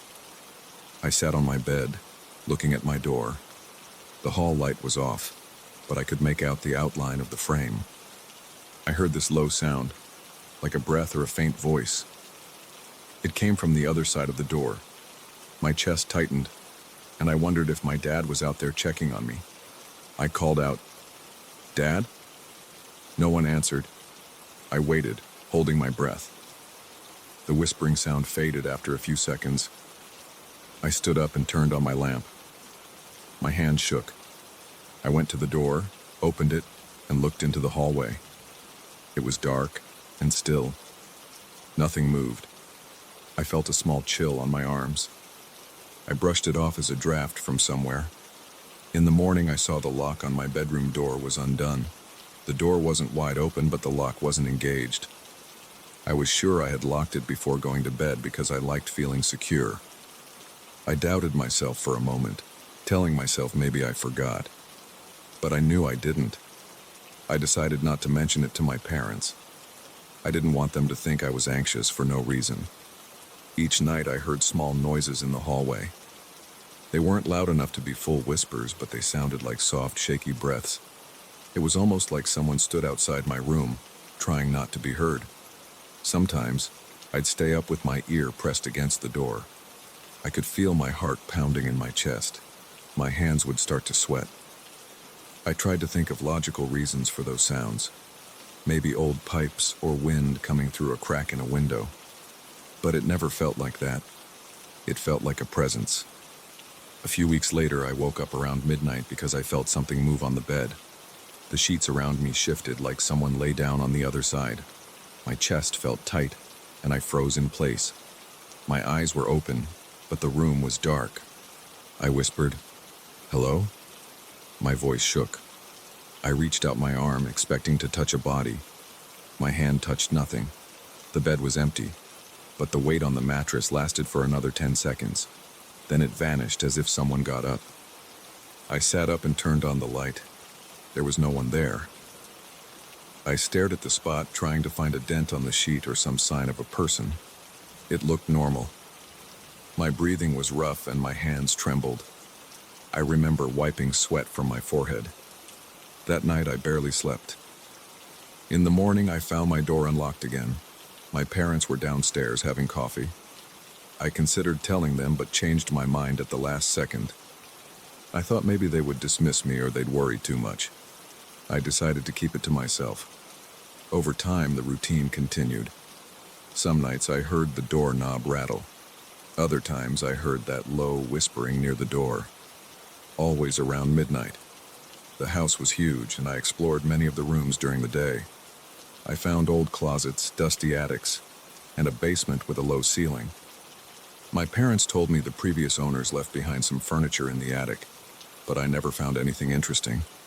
Still, I felt uneasy in every corner of that place. Even during the day, it never felt warm or inviting. The silence was heavy, and it seemed to follow me around. One day I decided to check all the doors in the house.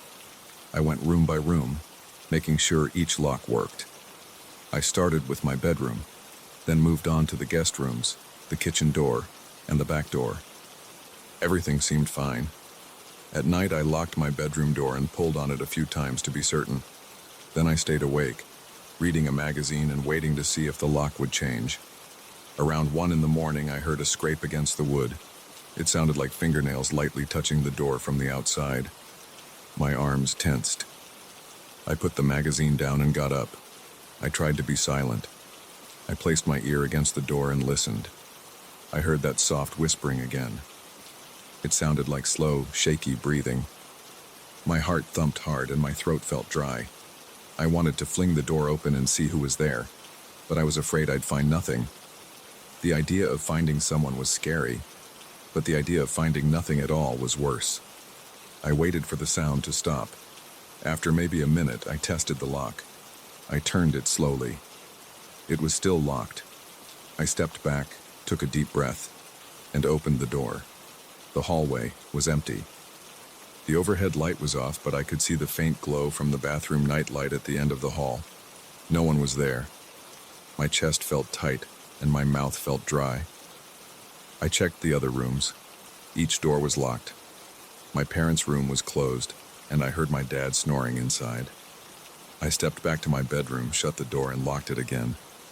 I felt stupid, like I was chasing a ghost, but I couldn't ignore the tension in my stomach. A couple of weeks after that, I decided to sleep with headphones on. I thought if I couldn't hear the whispering, maybe I'd calm down. So I picked some music that helped me relax and tried to drift off. At first, it worked. I felt my muscles relax, and my mind started to wander. But around 2 in the morning, I woke up with a jolt. I didn't hear anything, but I felt something. The hairs on my arms stood on end, and the air felt cold. I turned over and saw my door standing half open. I had locked it. My heartbeat picked up and I yanked the headphones off. I sat up and stared at the door. I didn't see anyone, but the hallway light was on now. I knew I had turned it off earlier. My hands were shaking, and I felt a chill on the back of my neck. I got up and walked to the hallway. My feet felt heavy on the old floorboards. I stood there for a moment, looking left and right. Nobody was around. I switched off the light and closed my door again. I locked it one more time, pulling on it until it rattled. I got back in bed, but I couldn't sleep. I just stared at the ceiling, waiting for morning. At breakfast the next day, I tried to act normal. My parents talked about their plans for gardening. My mom wanted to plant flowers along the fence. My dad talked about repainting the living room. They both seemed calm. I glanced at them and wondered if they ever heard anything at night. They never mentioned it. I started to question my sanity. Maybe I was the only one experiencing these strange events. I considered telling them everything, but I kept hesitating. I didn't want to sound paranoid or childish. I also didn't want them to say it was just my imagination. That weekend, I took a closer look at the doors that had been unlocking themselves. My bedroom door had a simple lock, nothing fancy. I inspected the mechanism, turning the lock back and forth. It seemed normal. Then I went to the attic. It was dusty and the single light bulb hung from the ceiling. I moved a few boxes around, but I didn't see anything unusual. The only strange thing was a small old chair in the corner. I didn't recognize it. It had scratches on the seat. I didn't spend too long looking at it. The air in the attic felt stale and I started coughing. Over the next few nights, the same pattern repeated. I'd hear the soft whispers near my door, or I'd notice the door was unlocked by morning. Sometimes the bed felt like someone was on it. I never saw anyone. I never heard footsteps. It was always that faint whispering or the slight movement in the sheets. My heart rate was constantly elevated at night, and I stopped sleeping well. I'd wake up groggy, with dark circles under my eyes. My mom asked if I was feeling sick, and I just told her I had trouble adjusting to the new house. One night, I decided to confront whatever was happening. I stayed up late with my lamp on. I played a handheld video game to keep myself alert. Around midnight, I heard the doorknob rattle. I jumped to my feet and grabbed a baseball bat I kept by the bed. My legs felt shaky. I stood there staring at the doorknob. It moved slightly, like someone was testing it. My hand gripped the bat so hard my knuckles turned white. I called out, "Who's there?" The rattle stopped. I waited a few seconds, then unlocked the door and swung it open fast. The hallway was empty. My heart was pounding, and I felt adrenaline rushing through my body. I walked up and down the hall. The air felt cold against my bare arms. I checked the other rooms. All dark. I returned to my bedroom and locked the door again, but I didn't feel better. I sat awake until morning, listening to every tiny sound. After months of this, I started to get used to it in a strange way. I still felt scared, but I began to expect it. I'd brace myself every night, lock my door, and wait for the whispers. Some nights were calm and I'd sleep for a few hours. Other nights were worse and I'd hear the faint scratching or feel the bed dip again. I kept telling myself I just needed to hold on until I finished high school. I planned to move out as soon as I could. I tried to spend more time outside the house during the day. I'd go for walks or hang out at a friend's place.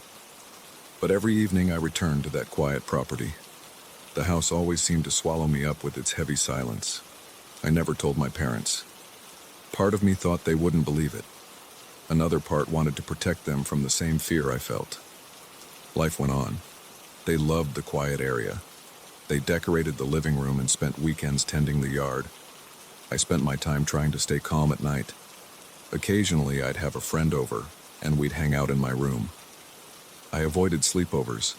I didn't want anyone to experience the noises or the doors unlocking on their own. I felt it was my personal problem. By the time I turned 18, I had accepted it as a part of my nightly routine. I'd lock the door, lie down, and wait. Sometimes I'd doze off without hearing anything. Other nights I'd jolt awake, heart racing, convinced someone was in the room. My parents never questioned it. I graduated high school and left for college soon after. Once I moved out, I hardly ever slept there. I visited on holidays, and I still felt uneasy whenever I walked down that hallway. Every so often I'd stay the night, and I'd still hear those faint sounds outside my door. Sometimes the doorknob would move. Sometimes my door would be unlocked in the morning. It never really stopped.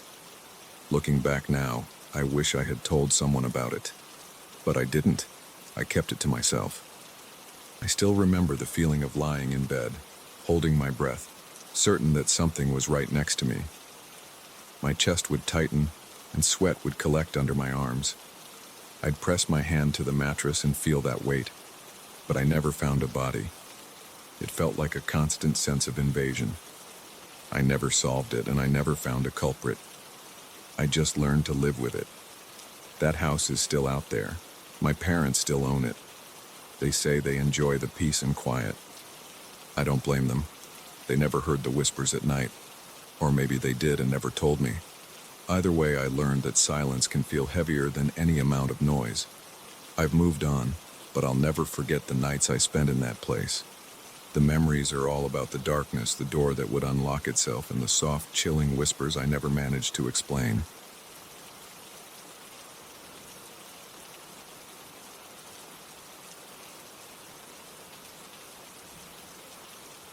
I'm not a superstitious person, but something in that old building makes me edgy. I work in a gift shop set up inside a house from the early 1900s. It's a 2-story place with creaky floors and narrow hallways. By day, it feels quaint. At night, it doesn't feel right. I hear noises, soft footsteps, and low murmurs from the second floor. There's nothing up there anymore. No stock, no offices, nothing. My coworker told me that boxes sometimes drop off shelves as if someone pushes them. The owner calls it an old building quirk. I don't buy it. My name's Eric. I've worked here for about 8 months. I started this job because I needed something stable, and the shop seemed like a quiet place. The front has a wide entrance with big windows for displays. The second floor used to be a living area when this was a house. It's mostly empty now, except for some old furniture in the corners. When I come in each morning, it's calm. Sunlight streams through the windows and the shop smells like scented candles. Customers browse novelty mugs, picture frames, or small figurines.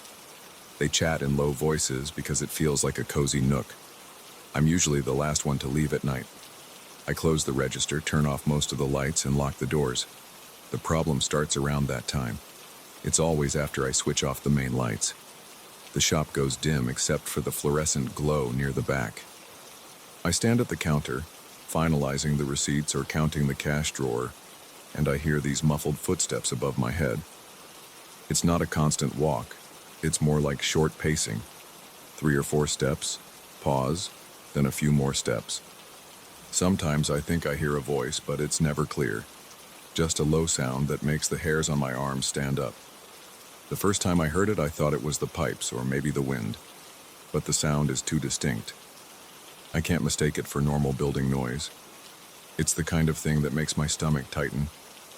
My hands start to sweat, and I glance around even though I know I'm alone. I look at the staircase in the back of the shop that leads upstairs. It's an old wooden staircase with chipped paint, and it squeaks if I put my foot on the first step. I've gone up there a few times to check, usually turning on the overhead light before climbing. I never found anyone. I see dusty floors with footprints, but I can't be sure if they're from me or from the person who restocks occasionally. I mentioned it to the owner once. His name is Calvin, and he's about 50. He gave me a half smile, shrugged, and said something like, "This place has its quirks, it's old." Then he changed the subject. He always does that. My coworker Sarah has more stories. She said that once she was rearranging some stuffed animals on a shelf, and one box slid off on its own. There was no one around, and she swears she didn't bump into it. A few days later, she was helping a customer when a different box fell. She tried to laugh it off, but it felt weird. About a month into my job, I got the closing shift every night. That's when I started noticing more strange stuff. Sometimes I'd set things in perfect order on the shelves. 15 minutes later, I'd find them on the floor or turned around. It's small stuff, but it adds up. One night I was stacking some small ceramic figures and I heard a soft thud behind me. I turned and a little box of gift tags was on the ground. It wasn't heavy, but it wasn't on the edge of the shelf either. It had been in the middle of a row. There was no draft or vibration that I could see. It was just on the ground about 2 feet from the shelf. I felt my pulse pick up. My hands got clammy. I looked around trying to see if someone was in the store playing a joke. Nobody else had a key that night and the doors were locked. My mind raced. I picked up the box, put it back, and hurried through the rest of my tasks. I turned off the lights and left faster than usual. Over time, these incidents became more frequent. I'd hear slow footsteps upstairs while I was balancing the register, or I'd hear a faint voice, a mumble that lasted a second or two. It never formed real words, at least not that I could make out.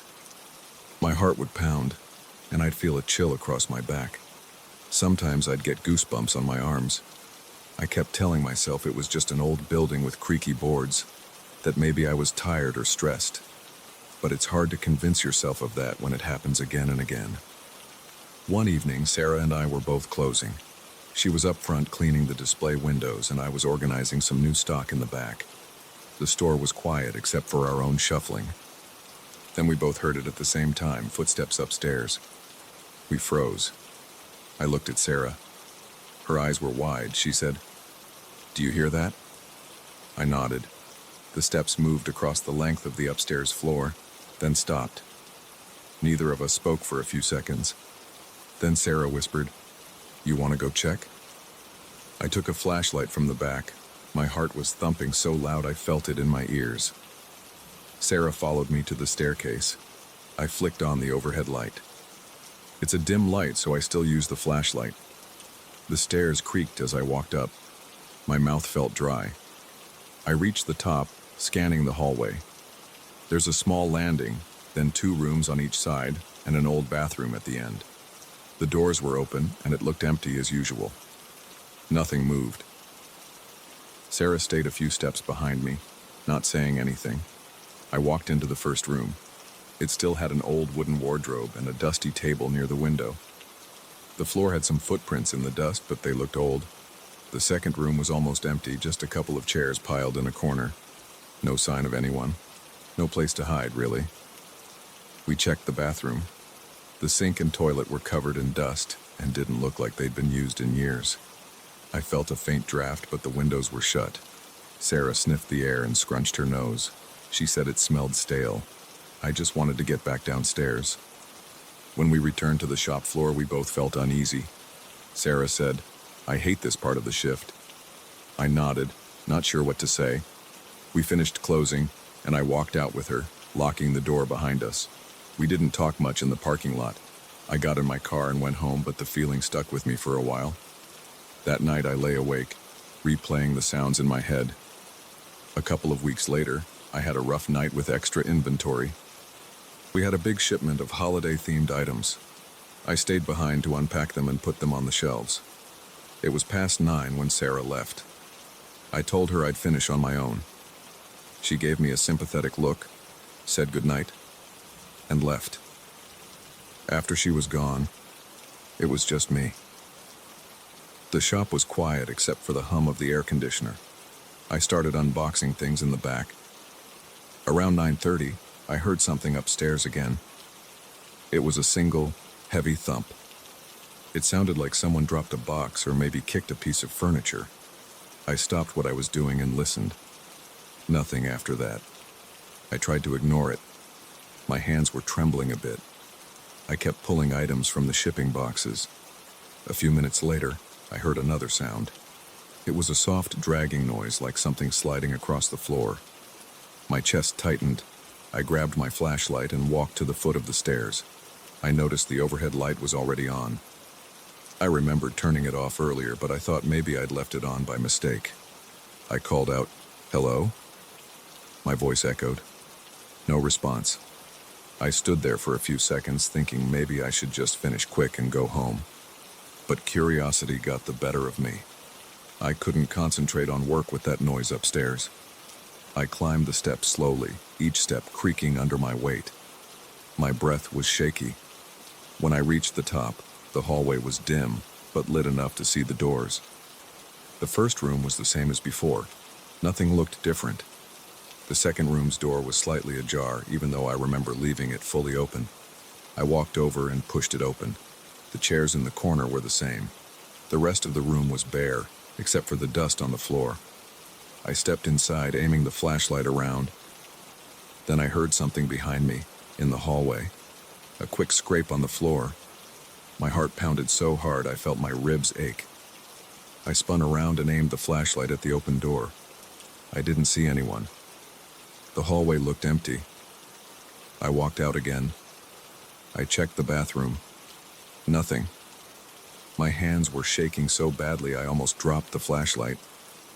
I forced myself to breathe in and out. The place smelled musty. I felt a draft again on my left side, which made me shiver. I decided to head downstairs and finish fast. I turned off the overhead light, or I thought I did. I flicked the switch and the light went out. But as I took a step down, the light flickered back on behind me. I turned around, confused. The switch was in the off position, yet the bulb was glowing faintly. It wasn't bright. It was like a dull glow. Then it snapped off. Everything went dark except for my flashlight beam. I hurried down the stairs. My muscles felt tense, and I had a knot in my stomach.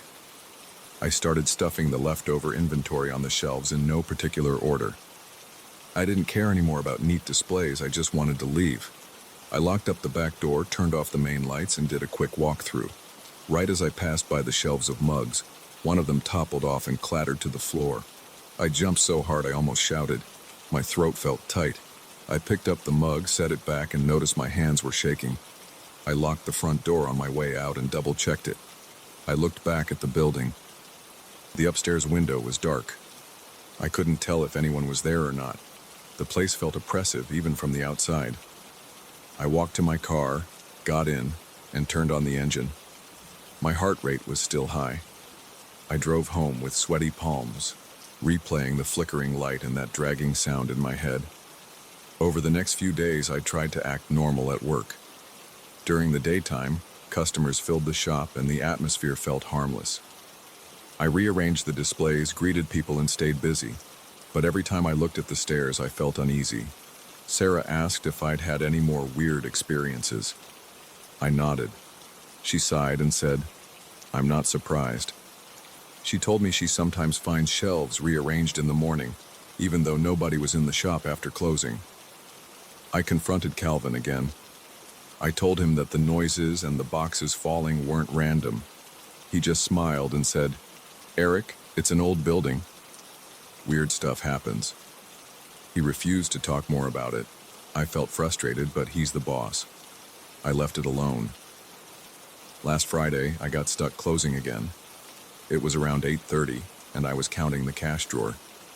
Then I heard quick footsteps upstairs like someone ran across the floor. That was new. I froze. My heart hammered. The footsteps sounded heavier than usual. I waited, listening. They stopped suddenly. The store was silent again. I considered going up, but I felt exhausted with the whole situation. Instead, I rushed through closing. I was about to switch off the final light when something slammed upstairs, like a door hitting a wall. I felt my stomach flip. I grabbed my flashlight and crept to the staircase, more out of anger than bravery. I called out, "Hello?" No answer. I glared up into the dark. I decided I'd take one more look. I climbed the stairs, flipping the overhead switch. No flicker this time. It stayed on. The hallway was empty, the same as always. I noticed the door to the second room was closed. Earlier, it was open. I walked over, laid my hand on the doorknob, and pushed. It opened smoothly. Inside, the chairs were still in the corner. Dust coated the floor. I felt a slight breeze on my face, but the windows were shut. The hair on my neck stood up. I felt watched, even though I couldn't see anyone. I couldn't stand it anymore. I left the room, went back downstairs, grabbed my stuff, and left the shop. I locked up and practically ran to my car. On the drive home, I told myself I'd look for another job. I didn't like feeling tense every night. It wears you down. The next morning, Sarah texted me. She said that some boxes of new stock were on the floor when she opened the store. Nobody else had been inside after I locked up.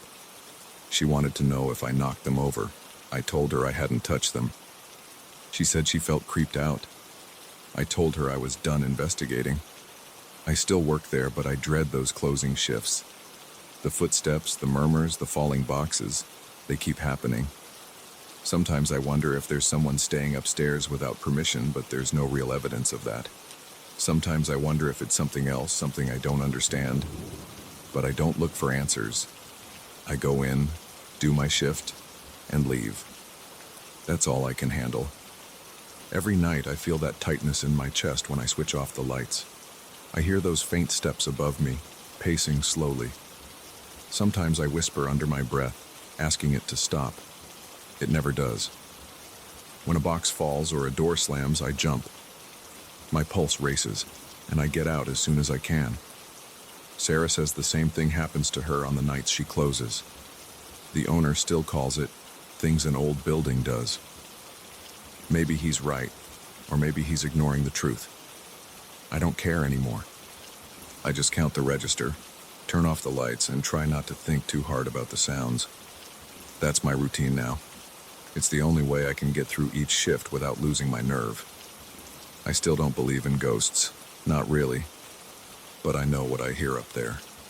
I know the feeling I get when I look at that stairway. I don't need any fancy explanations. I just know it's real enough to make me sweat and shake.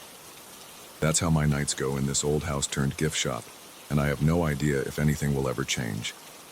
I just keep closing, counting my drawer, locking up, and hoping the footsteps don't follow me down the stairs.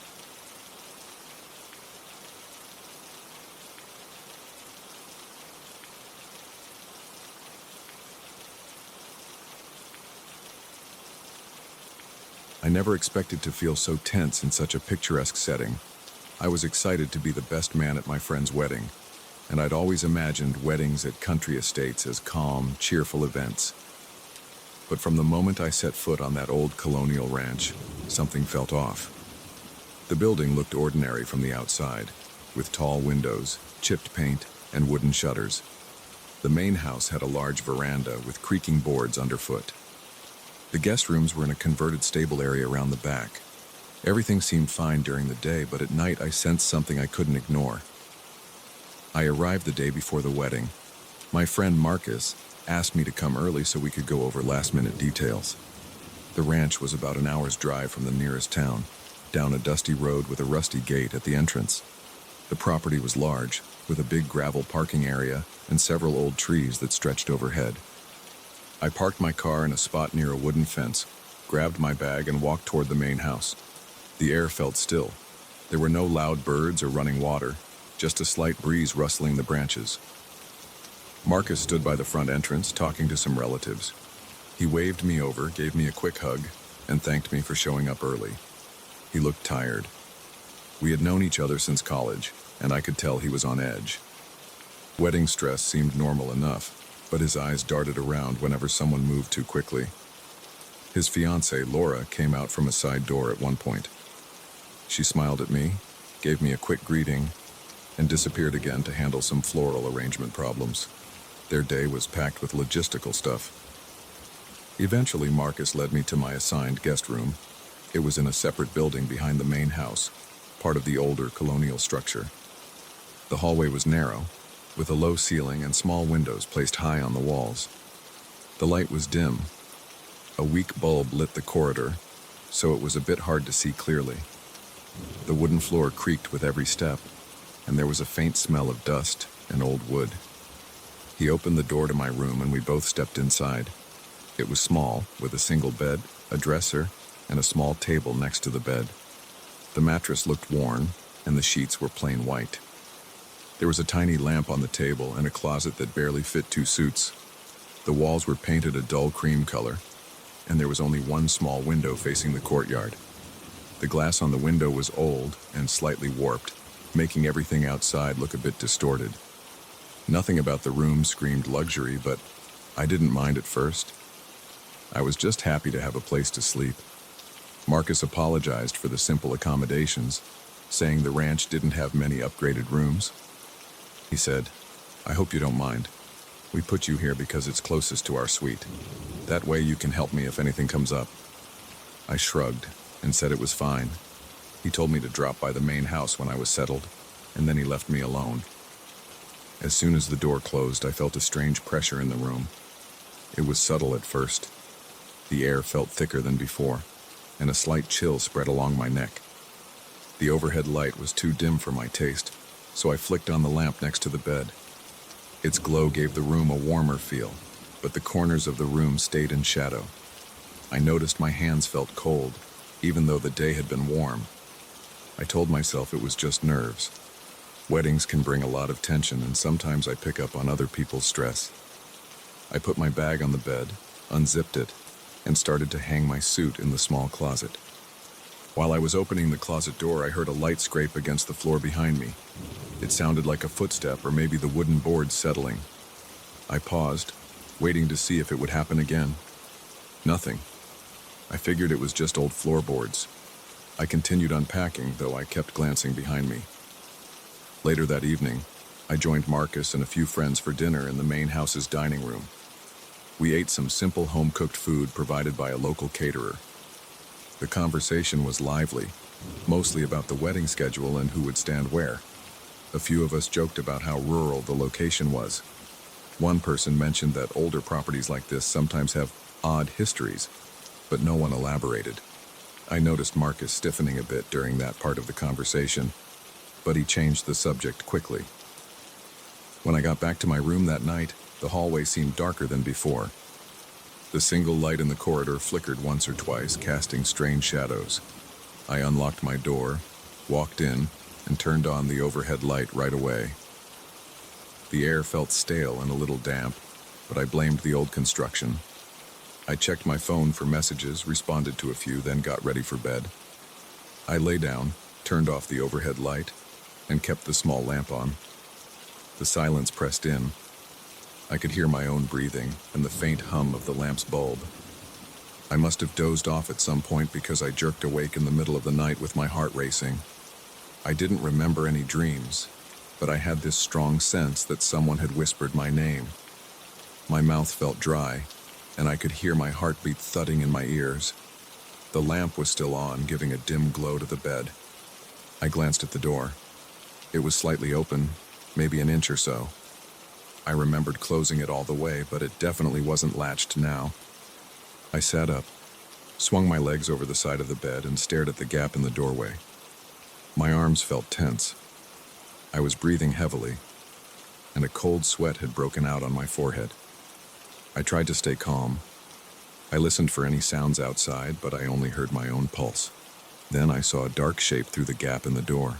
It was like a person standing there, not moving. I froze. My fingers gripped the edge of the mattress. I kept staring, waiting for the shape to move or say something. I wanted to call out, but my throat felt tight. After a few seconds, I reached for the lamp's switch and turned it up to its brightest setting. That's when I realized the shape wasn't there anymore. The gap in the door showed nothing but the dimly lit hallway beyond. No feet, no body, nothing. I got up, walked slowly to the door, and pulled it open. The hallway was empty and silent. A weak yellow light in the corridor revealed only the old wooden floor. There was no sign of anyone, no footsteps, and no noise coming from any other room. I stood there listening, feeling my heart pound. I closed the door again, but this time I checked the lock. It was a simple knob lock with no deadbolt. I twisted the knob back and forth to make sure it was secure. Then I looked around my room, checking the closet and under the bed.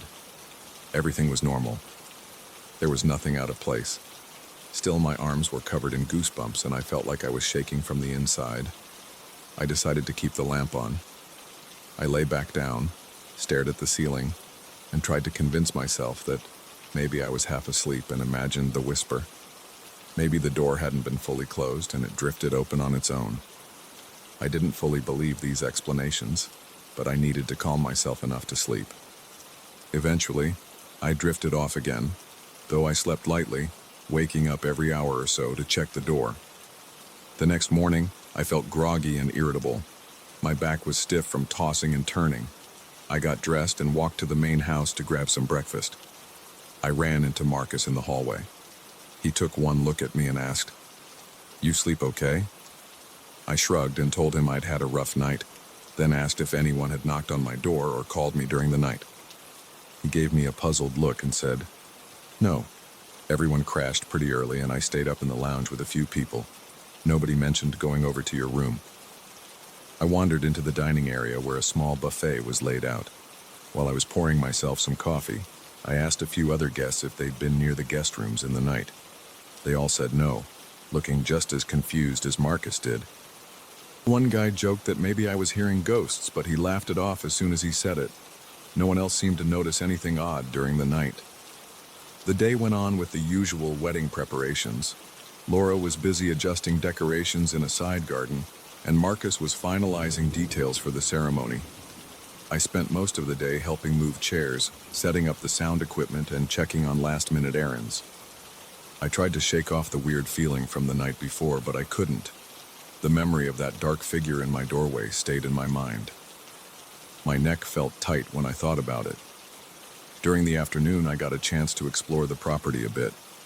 I walked around the older parts of the ranch, noticing the thick brick walls, the old wooden doors with iron handles, and a few stables that were empty except for some old straw. The floors were uneven and some of the windows had cracks in the glass. Everything looked worn out but still functional. Occasionally, I caught a faint musty smell that seemed to come from the corners of the building. I tried to push aside my anxiety, telling myself it was just an old place with poor ventilation. That evening, the rehearsal dinner took place in a small courtyard with an open-air setup. Twinkle lights were strung up between posts and the caterer served grilled meat, salads, and bread. People were laughing, sipping drinks, and getting excited for the next day's ceremony.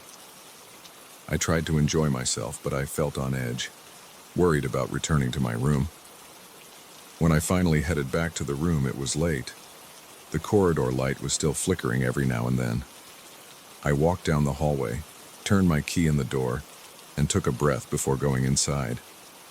The air was stale again, but everything looked the same as I'd left it. I made a point of testing the door, making sure it shut tight and latched properly. I flicked the overhead light on, along with the lamp.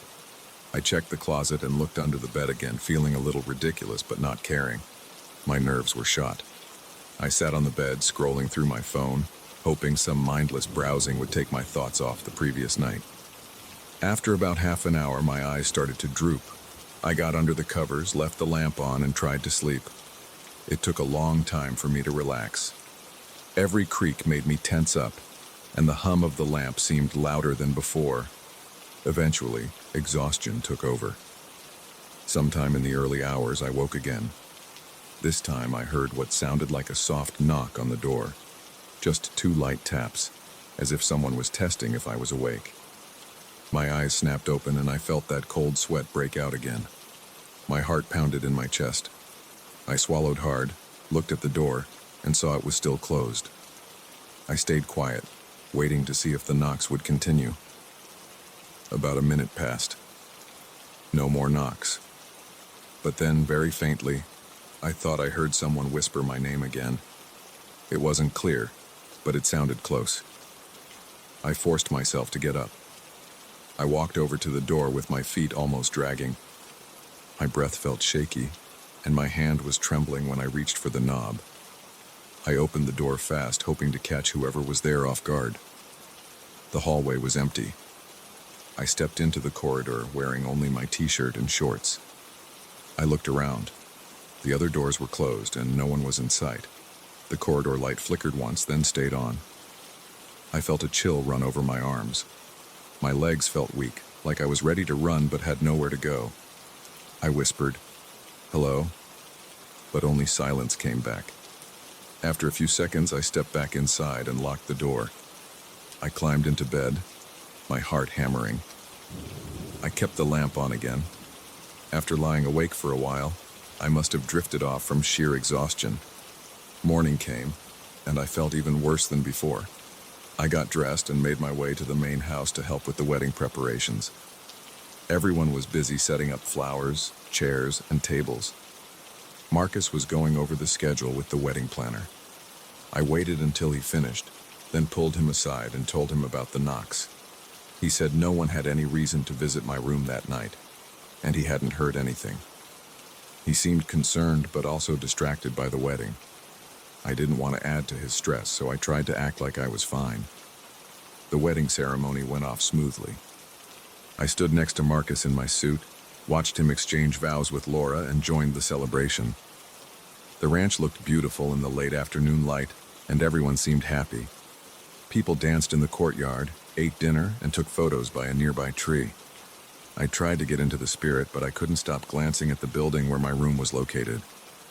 As the reception wound down, some guests left to stay in hotels in town, and others stayed in different guest rooms in the main house. I was stuck in that same small room. I considered sleeping in my car, but that seemed extreme. I also thought about asking if another room was available, but everything was booked. I tried to rationalize that maybe the stress of the wedding had me on edge, or maybe I was half awake and hearing ordinary house noises. But the memory of that dark figure in the doorway kept bothering me. That third night, I almost expected something else to happen, but nothing did. I slept lightly, with the lamp on, and only woke up once around 2 a.m., hearing what I thought was a scraping noise in the corridor. When I peeked outside, everything was still. I eventually fell back asleep. In the morning, most of the guests were packing up. Marcus and Laura were heading off on their mini honeymoon, and I had to drive back home. Before I left, I told Marcus I'd had a strange experience in that room. He said he was sorry, and that maybe the ranch was older than it looked. We said our goodbyes, and I walked out to my car. I felt a weight lift off my shoulders as soon as I left the property. The drive down the dusty road felt long, but I was glad to see the main highway again. To this day, I can't explain what happened in that guest room. I clearly heard whispers, and I'm certain I saw a shadowy figure outside my door. No one at the ranch admitted to knocking or calling me. I don't know if the place was haunted or if I was just overly tense, but I do know I've never felt that kind of heaviness in a room before. Even though the wedding was a happy event overall, that small piece of it still lingers in my mind. Every time I think of that ranch, I remember the cold sweat, the open door, and the dark shape that vanished when I turned on the light. I don't think I'll ever forget it.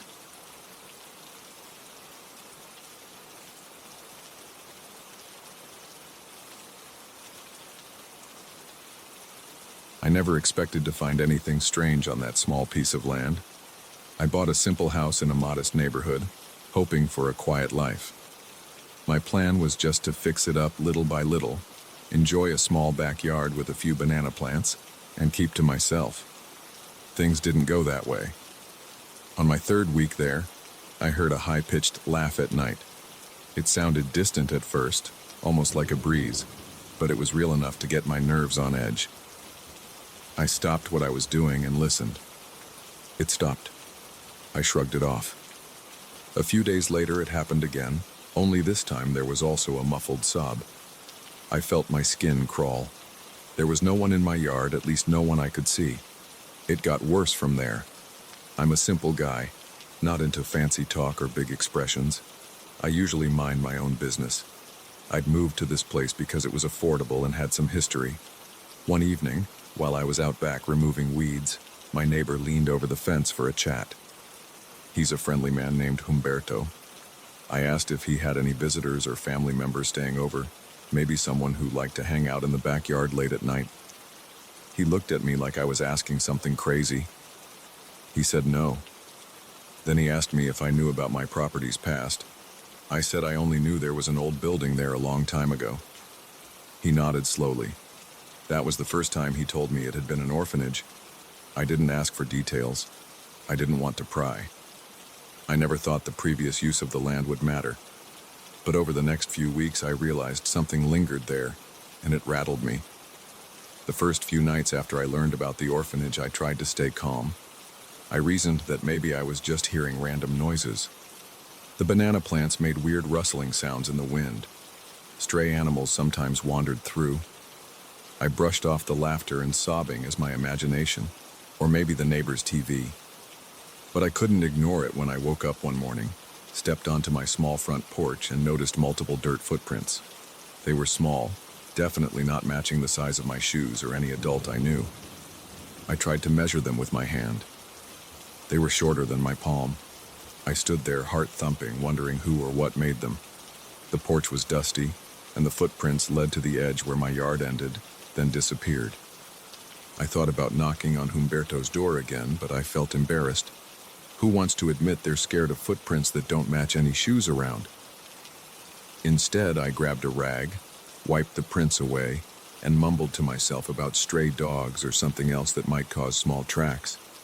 But dogs don't leave prints shaped like a human foot. I paced around my living room for a while, feeling my stomach tighten. My mind went in circles. Eventually, I forced myself to move on with my day. I went to the hardware store for some paint and new locks, trying to keep myself busy. That night, I settled into bed around 10. It was quiet for an hour. Then I heard the same high-pitched laughter from the backyard. It echoed in the darkness. My chest tightened, and I felt a bead of sweat roll down my temple. I grabbed a flashlight and went outside. The banana plants swayed in the breeze, their big leaves rustling. I saw nothing but damp grass and a few fallen leaves. The laughter stopped as soon as I stepped off the porch. I waved the flashlight around. The only sounds were insects and my own breathing. I went back inside. My hands were shaking, and my back felt tense. The next few days followed a similar pattern. I'd go to work, try to maintain a normal life, come home, and feel anxious as evening approached. Sometimes I heard the muffled sobbing in the backyard. Sometimes I caught a faint, high-pitched giggle. And every few days there were those small footprints again, always in the morning. They appeared on the porch, near the banana plants, or even by the side of the house where I kept my trash bins. No matter where I found them, they always vanished at the edges, as if whatever made them walked right back into the dirt or the grass. I couldn't ignore this. I asked Humberto if there was a chance anybody was sneaking around our properties at night. He looked at me seriously and said he never saw anyone. He had motion sensor lights, and they never switched on except when a stray cat passed by. I mentioned the small footprints again, and he gave me a weary look. He said he's heard rumors about odd noises ever since he moved in years ago. He never saw anyone, though. He hinted that I should be careful. He paused for a while, scratched his chin, and added that the land had a strange reputation. I wanted more specifics, but he shut down. I saw his face go stiff, like he'd said more than he intended. That night, I decided to try something different. I set up a cheap camera on the porch. I placed it so it pointed toward the banana plants and left the porch light on low. I wanted to catch whoever was messing around. I sat inside with my curtains partly open, occasionally glancing out. It was quiet until around midnight. My eyelids got heavy and I was about to doze off on the couch when I heard the laughter again. It was faint, like it came from the far side of the yard. My heartbeat sped up. I looked through the window. I saw no movement, but I felt my throat tighten with fear. I realized my hands were sweating. After a few minutes, the laughter died down. Then came a low, muffled sobbing sound. I couldn't pinpoint where it came from, but it was definitely in the yard. I sat there, heart pounding, waiting for something to show up in the camera's view. Nothing happened for the next half hour. No shadows, no shapes, just the leaves waving. Finally, the noise stopped. I forced myself to relax and eventually fell asleep on the couch, the flashlight still in my hand. The next morning, I rushed outside to check the camera's SD card. I played back the footage on my laptop. It showed my dimly lit porch and part of the yard. I could see some rustling in the banana plants, but it was too dark to make out anything clearly. Then, for about 3 seconds, I saw something that made my stomach turn. In the corner of the frame, there was a quick movement like a small shape darting across. It was too blurry to identify. I froze the video and tried to enlarge the frame, but it was pixelated. The shape looked small, maybe knee-high, but that was all I could gather. It moved from one side to the other in half a second. Then it was gone. I stared at my screen, jaw tight. This wasn't my imagination. Something was really in the yard. I didn't know if it was an animal or a person, but the shape looked too upright to be a typical stray dog or cat. I felt uneasy. My pulse quickened. I decided I had to talk to someone else in the neighborhood. Maybe Humberto wasn't comfortable giving me more details, but there had to be another neighbor who knew more. I went 2 houses down and found an older man watering his lawn. I introduced myself. He was polite, but as soon as I mentioned the orphanage, he shifted uncomfortably. I asked if he ever heard strange noises at night. He said no, but he never stayed up late. He said the property had some old stories attached to it, but didn't elaborate. His eyes flicked away when I pressed for more. He just told me, in a quiet tone, to avoid going out alone after dark. Then he excused himself and went inside. I felt a chill. My stomach was in knots. In the following nights, the sounds continued. One night, I got brave. Around 11, I put on some boots, grabbed my flashlight, and went straight for the banana plants. I moved the leaves aside, shined the light between them, and checked the ground. It was moist, and I spotted 2 partial footprints near the base of one large trunk. They were small, like all the others, and I could see fresh droplets of water around them. It smelled like wet earth. I felt my muscles tense. My mind started racing. I swung the flashlight around the rest of the yard. There was no one there, just a light breeze and the rustle of leaves. When I stepped back onto the porch, I noticed my breathing was rapid. My palms felt clammy. My eyes darted around, expecting something to jump out at me. I made sure all my windows were locked, drew the curtains, and stayed in my living room for the rest of the night. I kept the lights on, my ears tuned to every small sound. Around 2 in the morning, I dozed off. I jolted awake to a faint sobbing sound. It was closer this time, almost as if it was right under the open window. My heart hammered in my chest. I stayed still, not daring to peek outside. Eventually, the sound faded. At work the next day, I couldn't concentrate. I kept replaying the events in my head. I wanted to tell someone, but I was afraid they'd call me crazy. People tend to dismiss weird accounts like that, so I just kept it to myself and tried to focus on my tasks, though my hands kept trembling whenever I thought about it. I left the office as soon as I could and went home. Part of me wanted to sell the place and leave, but I'd invested too much already, and I didn't want to give up yet. I considered inviting a friend to stay over, but I wasn't sure how to explain it. My pride got in the way. Instead, I spent the evening cleaning the yard, trimming the banana plants, and installing a second outdoor light near the fence. By the time I finished, I was worn out. I ate a quick dinner of rice and beans, then settled into the living room again, determined to stay awake. Around midnight, the laughter came back. It started soft, then rose in pitch. My back tightened. I flicked on the porch light from the inside and glanced out through the curtains. I saw nothing. The sound continued, drifting around the side of the house. I grabbed my flashlight. but my legs felt heavy. My gut told me to stay put, but my curiosity pushed me forward. I opened the door slowly and stepped onto the porch. The night air was thick, and my heart pounded. The sound seemed to dance around me, first near the banana plants, then near the fence. I followed it with the flashlight, but I couldn't see anything. After a minute or two, it just stopped. I looked down and saw fresh footprints on the porch, heading right toward my front door.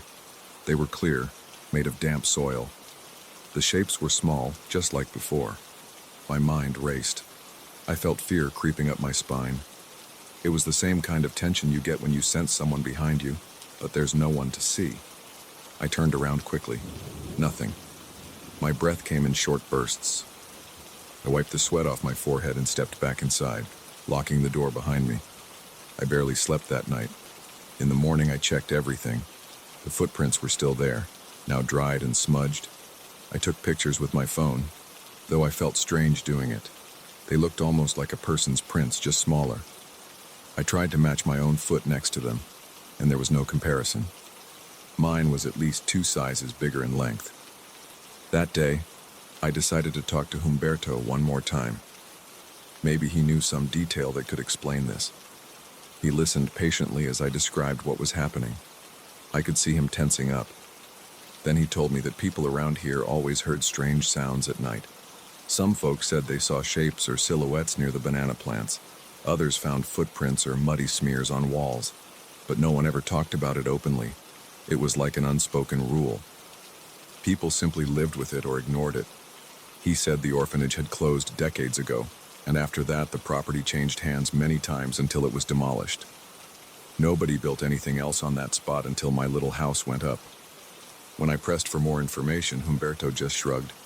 He said he only knew rumors, nothing concrete. He avoided looking me in the eye and ended the conversation abruptly. I thanked him and went back home. I stood on my porch staring at the banana plants. My frustration was building and my nerves were shot. I'd never experienced anything like this. I couldn't figure out if I was dealing with someone playing games or something else. There were no footprints that day, though. The yard stayed silent during daylight hours. At night, the cycle continued. Laughter, sobbing, small footprints. After a couple more weeks, I decided I had to make a choice. Either I'd keep living with this strange activity or I'd leave. So far, I hadn't been harmed. I never found any damage to the property, aside from the unnerving footprints. No one broke my windows or doors. I just felt constantly on edge. I started double-checking the locks every hour. I kept all the lights on at night. I even stopped using the bedroom because I felt too isolated in there. Instead, I slept on the couch, or tried to. I'd jolt awake at every small sound. Eventually, I scheduled a visit with the realtor to discuss my options. But selling so soon would be a huge loss. I also worried that wherever I went, I'd remember these experiences. Something about this place clung to me. I'd poured money into renovations and yard work. I liked the neighbors despite their evasive attitude, and part of me wanted to understand what was really happening. As of now, I'm still here. The nights remain tense. Sometimes the sobbing is soft. Sometimes the laughter is loud. Sometimes there are footprints. Other times there's just a hint of movement in the dark. I can't explain it with facts. All I know is that I hear and see things that don't match the normal routine of a quiet neighborhood. Humberto keeps his distance, but he greets me politely.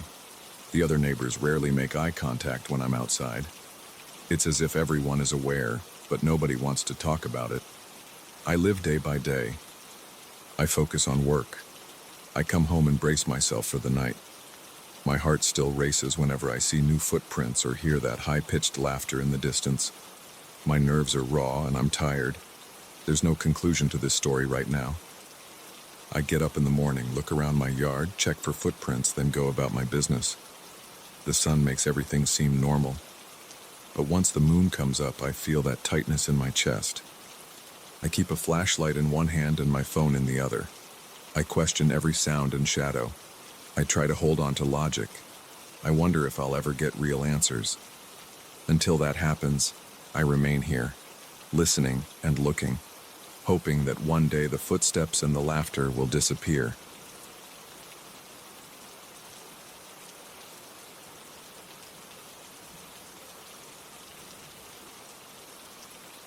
I'll never forget the first time I noticed something strange about that old piano. I had set it up in my living room just a few days earlier, and I was already regretting the decision. The seller practically handed it to me for free, saying it had been in his basement for years. I only wanted a cheap way to learn a few songs. I didn't expect it to keep me awake at night or make me question my own sanity. But by the third night, I was checking every corner of my home, heart pounding, certain I wasn't alone. I bought the piano on a rainy afternoon. The guy had it pushed against a wall in his dimly lit basement. He looked relieved when I agreed to take it off his hands. He said, "If you can pay for the movers, it's all yours." I agreed on the spot. It was heavy, with dark wooden panels and a dull finish. The keys looked dusty, and a few were chipped around the edges. The bench had a padded seat with the material torn at one corner. I didn't think much of it. I just saw an old piece of furniture that needed some care. When the movers set it down in my living room, I felt a sense of accomplishment. I even wiped the keys with a cloth and tested a few notes. The sound was uneven, but not bad for something that had sat in a basement for who knows how long. I decided to order some basic piano lesson books online. I figured I'd teach myself a few songs over the next couple of months. At that point, I had no idea what I was bringing into my house. The first night, I thought I heard a faint sound around 2 in the morning. It was just a short series of clicks and creaks. I chalked it up to the house settling, or maybe the piano's wood adjusting to the warmer temperature in my living room. I tried to go back to sleep, ignoring the weird feeling that something was off. By the time I got up in the morning, I had mostly forgotten about it. On the second night, I woke up again at nearly the same time. The noise was a little louder this time. I sat up in bed, listening. It sounded like someone lightly running their fingers across the keys, not pressing them enough to make a real note, but enough to cause a faint clicking. I stayed in bed for a while, holding my breath, trying to figure out if I was dreaming. After a minute or two, it stopped. I stared at the clock, heart pounding, until I finally convinced myself it was just the wood expanding. The third night is when I got really spooked. I went to the kitchen for a glass of water around midnight. As I passed by the living room, I noticed the piano bench wasn't aligned the way I had left it.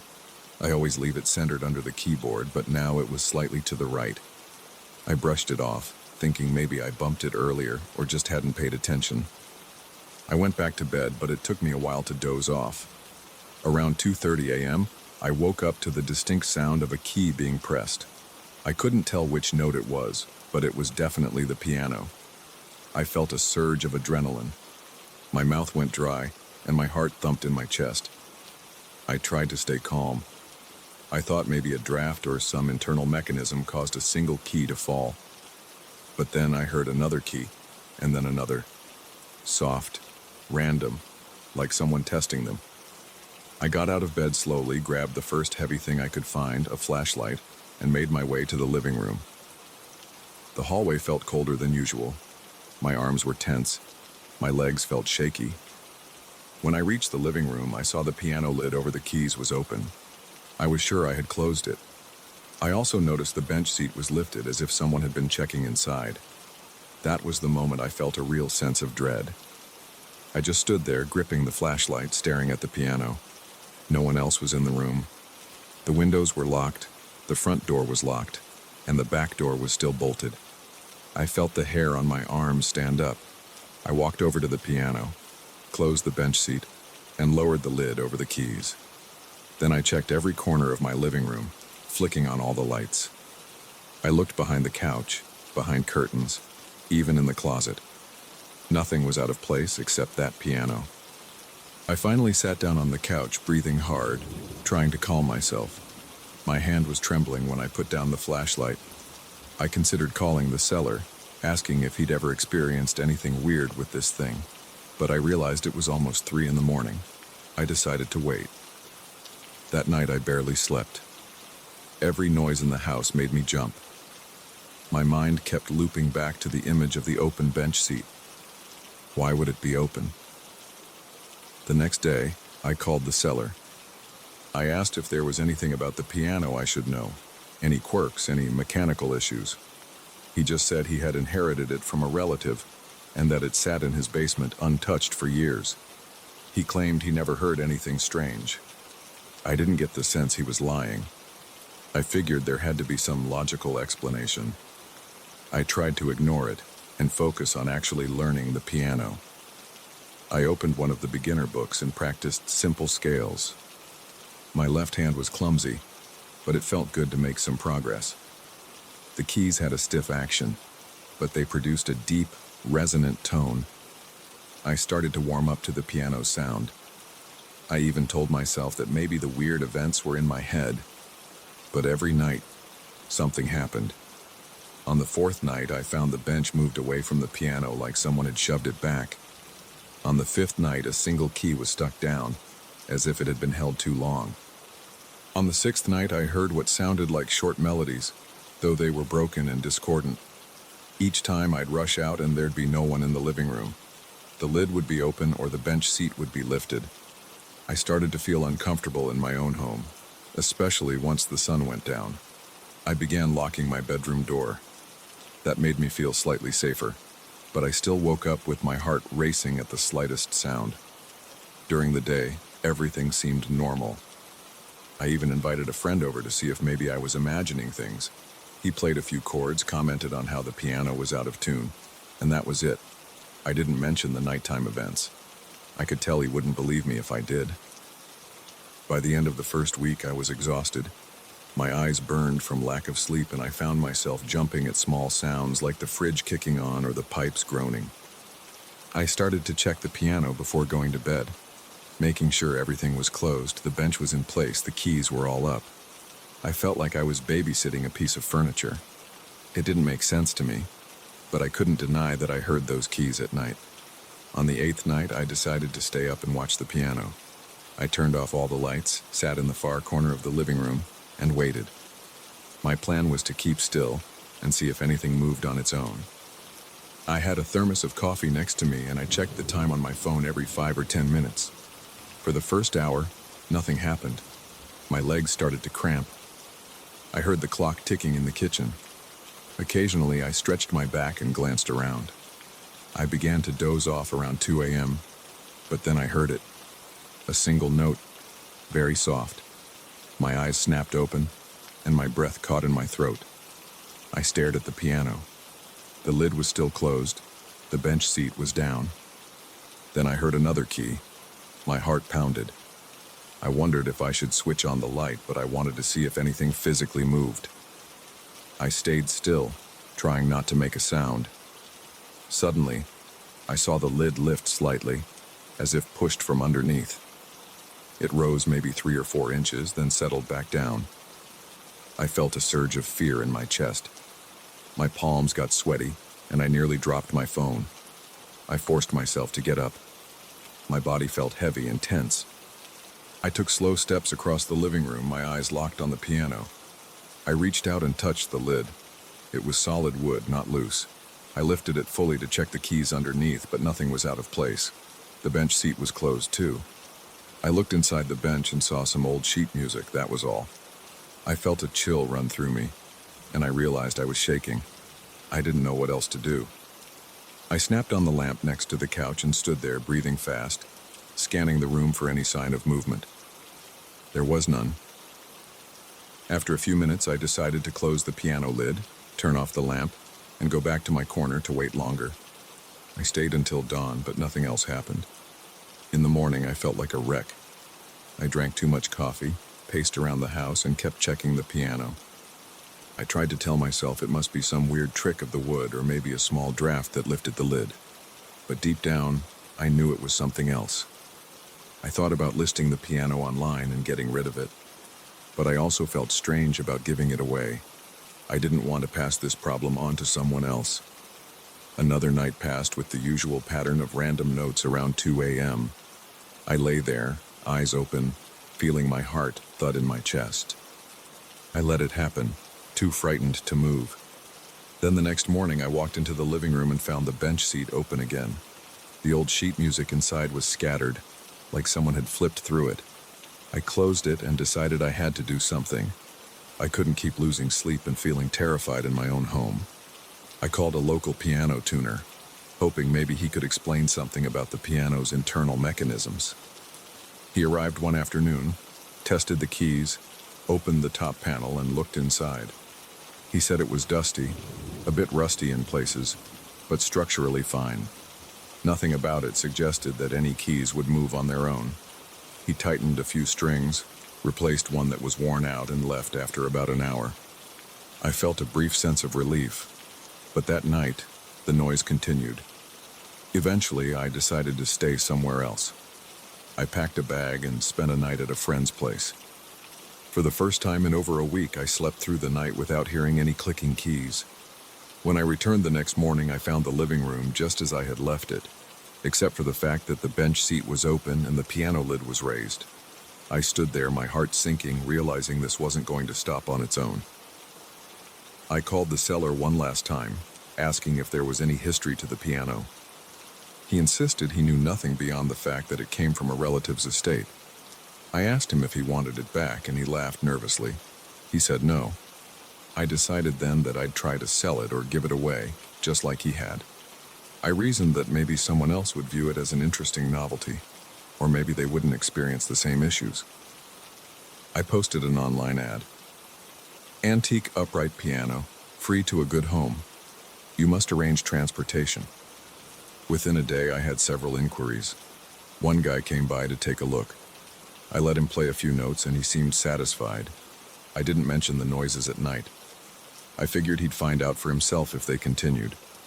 He left a deposit to pay the movers. I agreed to let it go as soon as possible. That final night with the piano, I slept in my bedroom, door locked, feeling both guilty and relieved. Around 2 a.m., I heard the faint plinking of notes. I covered my ears with a pillow, tried to control my breathing, and waited for morning. At first light, I walked into the living room. The lid was open. The bench seat was raised. That was the last time I had to see it like that. The movers came in the afternoon. They loaded the piano onto their truck without much fuss. As they drove away, I felt a rush of relief. My living room looked empty with that big space now bare, but the tension in my chest started to ease. I went back inside, locked the door, and sat on the couch. The silence felt strange. It took me a few days to stop expecting to hear those keys in the middle of the night. I still wonder if the new owner experienced the same late-night disturbances. Part of me hopes he didn't. Part of me thinks he did, but I don't plan to ask. I'm just glad I can finally sleep without listening for those quiet, eerie notes that used to pull me out of my dreams and fill my mind with dread. Now, when I think about learning the piano, I consider taking lessons somewhere else, maybe on a digital keyboard that I can turn off. I'm done with old, haunted furniture. My nerves can't take it anymore.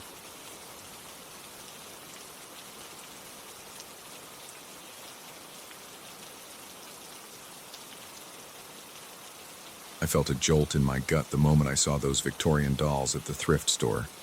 They were stuffed into a faded cardboard box. The box looked like it had been dragged across a dirty floor for years.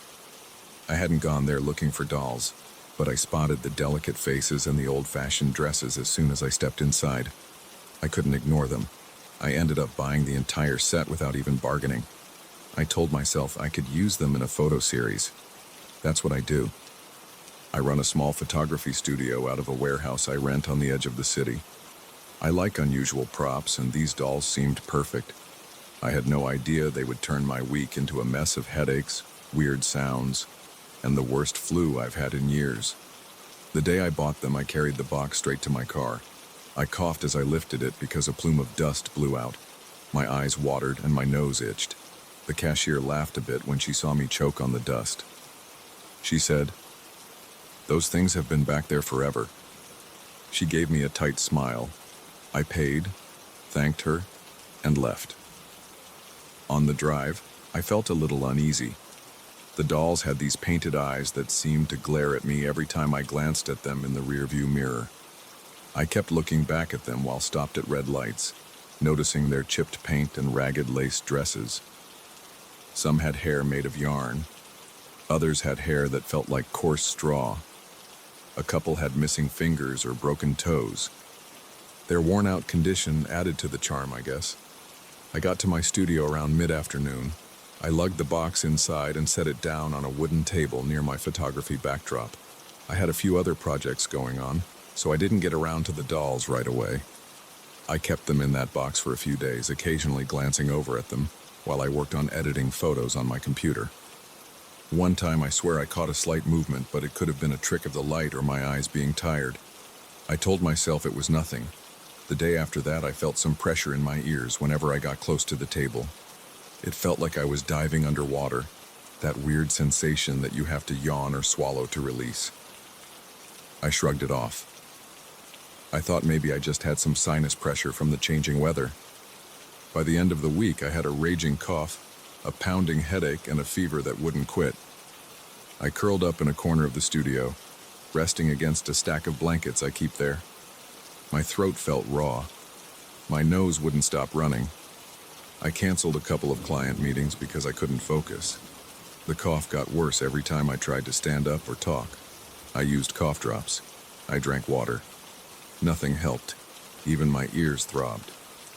That pressure got worse whenever I was near the dolls.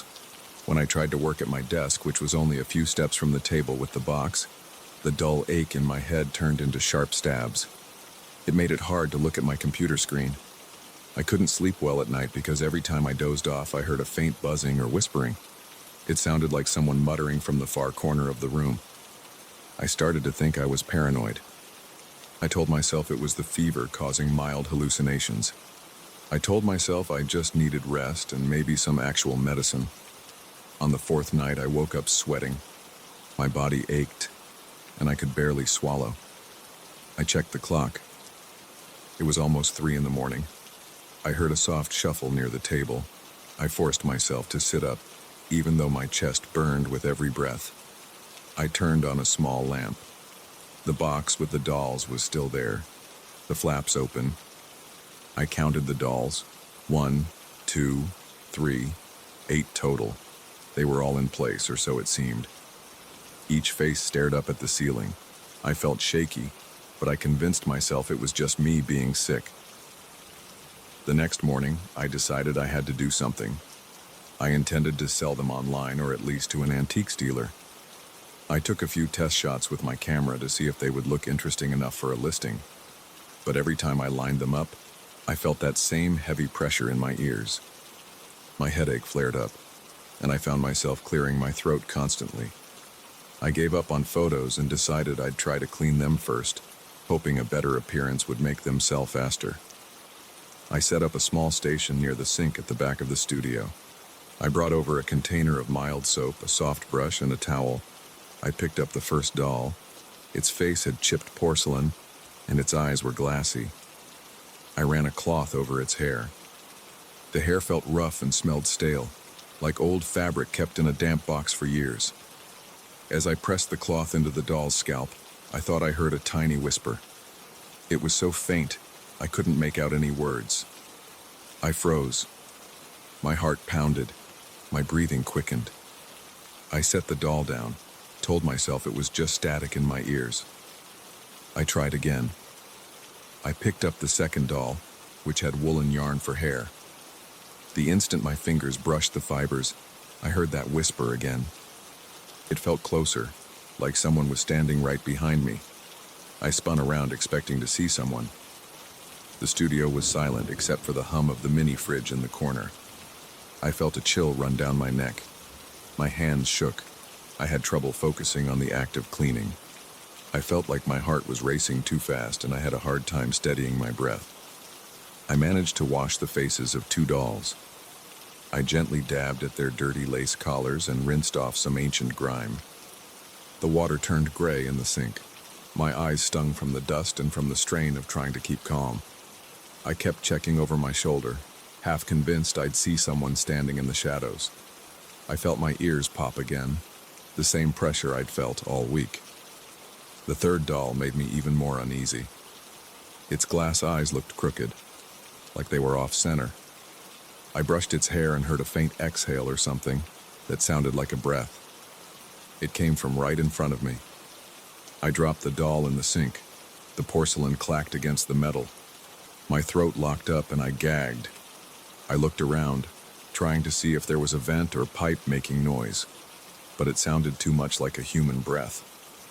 I moved back to the main area of the studio, leaving the third doll in the sink. I felt hot, even though I was shivering. My fever hadn't gone down, and I was sure this wasn't helping. I sat down on a metal stool. I rubbed my hands over my face, trying to calm down. My hands were trembling, and I felt a pounding in my temples. I thought about calling someone for help, but I didn't know who to call for something like this. A friend would tell me I was just sick. A doctor would tell me to rest. I stared at the dolls still in the box.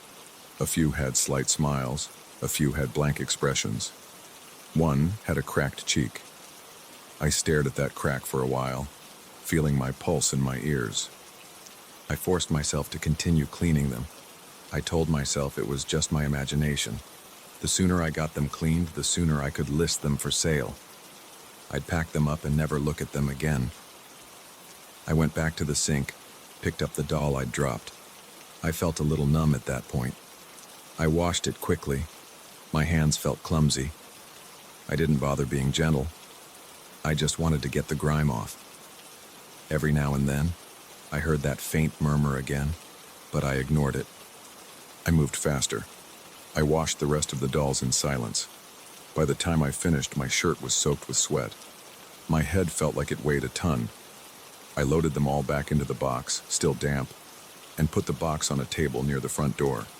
My plan was to let them dry and then take them home or mail them off somewhere. I didn't care where they ended up. I took a break, grabbed a bottle of water from the fridge, and collapsed into a folding chair. My breath was shallow and I felt a stinging pain in my sinuses. My fever was spiking again. I decided I couldn't stay in the studio. I needed real rest. But before leaving, I covered the box with a heavy towel. I didn't want to look at those dolls anymore. I turned off most of the lights, locked the door, and walked to my car. Even outside in the parking lot, I couldn't shake the feeling that someone was right behind me. I glanced over my shoulder twice. No one was there. I got in my car and drove straight to my apartment. My fever got worse that night, and I slept for almost 12 hours. The next day, I felt a bit better physically, but I had zero desire to go back to my studio. My mind wandered, picturing those dolls under the towel. I kept imagining them sitting up, pushing the towel away, or whispering to each other. I told myself I was being ridiculous.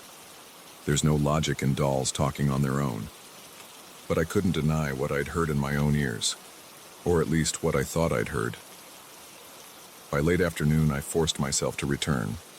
The box was exactly where I left it. The towel was still in place. I lifted it just enough to peek inside. The dolls were in the same positions. Their dresses were still damp in spots, so I left the towel off to help them dry. The pressure in my ears flared up again, and I felt a slight ringing. I gritted my teeth and tried to ignore it. I decided to just take some photos for a quick listing. I set up a black backdrop, placed a single light source, and arranged the dolls in a row. My hands kept shaking, so the first few shots were blurry. I kept hearing that low buzz in my ear. Every time I touched one of the dolls to reposition it, I heard that faint murmur or whisper. My heart pounded. My eyes darted around, looking for where the sound was coming from. I couldn't figure it out. I got a decent set of pictures in about 15 minutes. The whole time, sweat dripped down my back. My arms felt cold, even though the rest of me felt like I was burning up. I snapped maybe 20 shots total, then turned off the light and walked back to my computer. I uploaded the photos, typed out a quick description, and left the price open to offers. I didn't want to hold on to them any longer. Before I left the studio for the evening, I decided to place the box of dolls in a closet. I carry a small flashlight on my keychain. It was pretty dark in the closet, so I used the flashlight to see what I was doing. The second I set the box down, I heard what I swear was a hiss. It was short and soft, like air escaping a valve. I spun around, shining the flashlight in every corner. No one was there. My heart hammered in my chest. I felt a lump in my throat. I pushed the box further inside, shut the door, and backed away. I stood there, breathing hard until I felt a pulse throbbing in my ears. Then I locked up the studio and left. That was yesterday. Now I'm sitting here finishing up this account of what happened. My flu symptoms are still there, but they've lessened. The pressure in my ears is still noticeable, especially when I think about the dolls. I'm waiting to see if anyone will buy them. I'm prepared to throw them out if it comes to that. I don't care if they might be worth something. I don't like the sounds I've heard or the sensations I've felt around them. I've never been a believer in any kind of supernatural stuff. Right now, I just want to be healthy and get back to my normal life. I'm aware that I could be imagining things. I haven't tried to analyze it deeply. I just know I don't want those dolls near me anymore. That's my plan anyway. Sell them or get rid of them. If I have another night of hearing those whispers, I might just toss the whole box in the trash and leave it on the curb. I don't need this kind of trouble in my studio. I just want to breathe normally again and stop feeling that creepiness crawling up my neck. If someone else wants them, they can have them. Otherwise, they're gone. I'm done.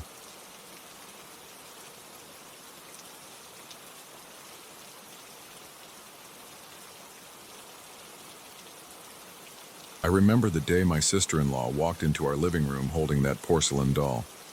She said it was some kind of rare collectible, and she thought it would look good by the couch. It was as tall as my waist. It had blue glass eyes, pale cheeks, and long blonde hair. It wore a frilly white dress with lace around the edges. My wife thanked her right away, but I stood there, feeling a strange discomfort. Something about that doll's blank stare bothered me. I didn't say anything at first. I helped my sister-in-law place the doll on a small wooden chair in the corner of our living room. She propped it up so it looked like it was sitting there, watching the room. I noticed the doll's eyes never seemed to catch the light right, but I shrugged it off. It was just a new decoration. I tried not to overthink it. Later that night, I was sitting on the couch with my wife, watching TV. I kept glancing at the doll. I felt like it was staring straight at me, though I knew that wasn't possible. I told myself it was just porcelain and glass. It wasn't going to move, but it gave me chills. My wife noticed me shifting uncomfortably, so she asked if I was okay. I said yes. I didn't want to sound crazy or ungrateful. I just told her it looked a little eerie, but we'd get used to it. The first morning I noticed something odd. I was heading to the kitchen for coffee. The doll's chair is near the front window. Usually the doll faces toward the couch, but that morning it looked like the doll's torso was leaned forward, closer to the edge of the chair. It also seemed turned more toward the hallway. I thought maybe my wife had bumped it when she walked by. I straightened it, then made my coffee. I didn't say anything to my wife because I figured it was nothing. We both had busy schedules, so I assumed either of us might have accidentally nudged it. A few days later, I got home from work. I dropped my keys on the table by the door and looked into the living room. The doll's head seemed tilted to the side, almost like it was looking at the door. The angle was different from how we left it in the morning. I called out to my wife and asked if she had moved the doll. She said she hadn't touched it. She was in the kitchen, opening some groceries, and she just shrugged. I felt a pinch of unease, but I tried to ignore it. That night after dinner, we sat down to watch some news. I kept glancing at the doll. It stayed in place. I watched until bedtime. Nothing happened. The next morning, I woke up and checked on the doll. It was tilted forward again. This time, the left arm was almost on the seat of the chair. It looked like it was sliding off. I felt a wave of nervousness in my chest. I stood there, staring, my heart pounding. I felt silly, but I couldn't shake the feeling that it was moving on its own. I gently pushed it back into a normal sitting position. I looked for any loose joints or broken piece that might be causing the tilt. Everything felt normal. The porcelain was intact. The dress was still neat. I decided to bring it up to my wife again. She listened but didn't seem too alarmed. She suggested maybe the doll wasn't balanced well. The chair had a slightly uneven leg. She said we could secure it or maybe store the doll in a cabinet if it kept sliding. I nodded, but I didn't want to upset my sister-in-law by hiding the doll. So we left it there. Over the next week, the doll kept shifting positions. Sometimes it tilted forward, sometimes it slumped to the side. A few times it looked like it had slid a couple of inches toward the edge of the chair. I tried to investigate. I checked the floor for vibrations. I checked the chair legs. Nothing seemed wrong enough to explain the movement. The living room floor is level and the chair isn't rickety. I started feeling jumpy. Every night before bed, I'd double-check the doll's position. Then in the morning, I'd find it shifted again. I began to worry that I was losing my mind or that there was something else going on. After several nights of this, I decided to set up a small security camera in the living room. I bought a cheap one online and installed it near the TV, pointing toward the doll. I told my wife I just wanted proof that we weren't bumping into it, or that there wasn't an open window causing a draft. She thought I was overreacting, but she let me do it. I felt a sense of relief once the camera was in place. I thought I'd finally catch the moment when the doll moved. For the first 2 nights, I checked the recordings in the morning. The footage showed me walking around, my wife passing by, and nothing else. But each morning, the doll was still out of place. One morning, the doll's head was so far forward I was sure I'd see it on camera. But when I reviewed the video, there was nothing. The doll never moved, at least not on the footage. I watched the entire night speed scanning through the timeline, and the doll stayed in the same spot. It was confusing and frustrating. I felt my hands shake as I fast-forwarded and rewound, trying to find a glitch or a sudden skip. The camera worked fine. It was just impossible. The doll was in the normal position all night on video, yet in the morning it was tilted. I tried a different approach. I set up my laptop to record as well, from another angle. I wanted 2 sources of video. I positioned the laptop on a small table on the other side of the room. I made sure it had enough battery. That night, I stayed up later than usual, watching a movie in the living room with the lights low. I kept looking at the doll from the corner of my eye. It didn't budge. After the movie, I turned everything off and went to bed, leaving both cameras recording. The next morning, the doll's right arm was resting on its lap, something it hadn't done before. I felt my heart thump hard. I turned off the cameras and rushed to check the recordings. Once again, I saw nothing unusual. The doll remained still for hours. The only movements were me heading to bed and my wife walking to the bathroom. The timestamps matched. No cuts or jumps. I felt sweat on my forehead. My mouth was dry. I replayed the moment around 3 a.m., then 4 a.m., then 5 a.m. The doll didn't move. I started feeling my skin crawl. I had no explanation. At work, I couldn't focus. I kept thinking about that doll in my living room. I wondered if I should just throw it in a closet. But I worried my sister-in-law would ask about it or want to see it. She was proud of that gift. I didn't want to hurt her feelings. Plus, part of me didn't want to anger whatever was happening. I'm not superstitious, but the situation felt weird. I started scanning online forums about porcelain dolls moving on their own. I found a bunch of stories, but most sounded fake or involved things I couldn't verify. A few suggested temperature changes or subtle house shifts could cause slight movements, but none of that seemed to explain why the camera never caught anything. One evening, I decided to stay up all night in the living room. I wanted to witness the movement firsthand. My wife thought I was losing it, but she agreed to go to bed and let me do my experiment. I turned off the TV around midnight, leaving just a lamp on. I sat in a recliner across from the doll. I tried to keep my eyes on it.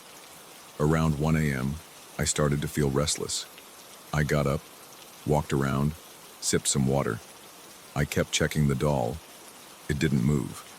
By 2 a.m., my eyes felt heavy, and my head was throbbing from lack of sleep.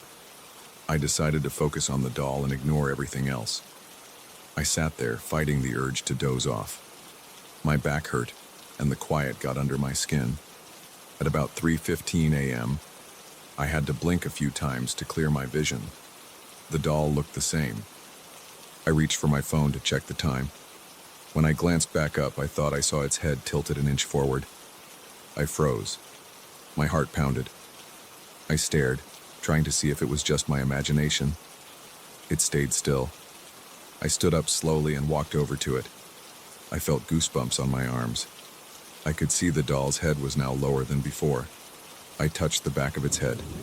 It felt cool and solid, no sign of any trick mechanism. I slowly eased the head upright again. Then I stepped back, half expecting it to tilt back down in front of me. It didn't budge.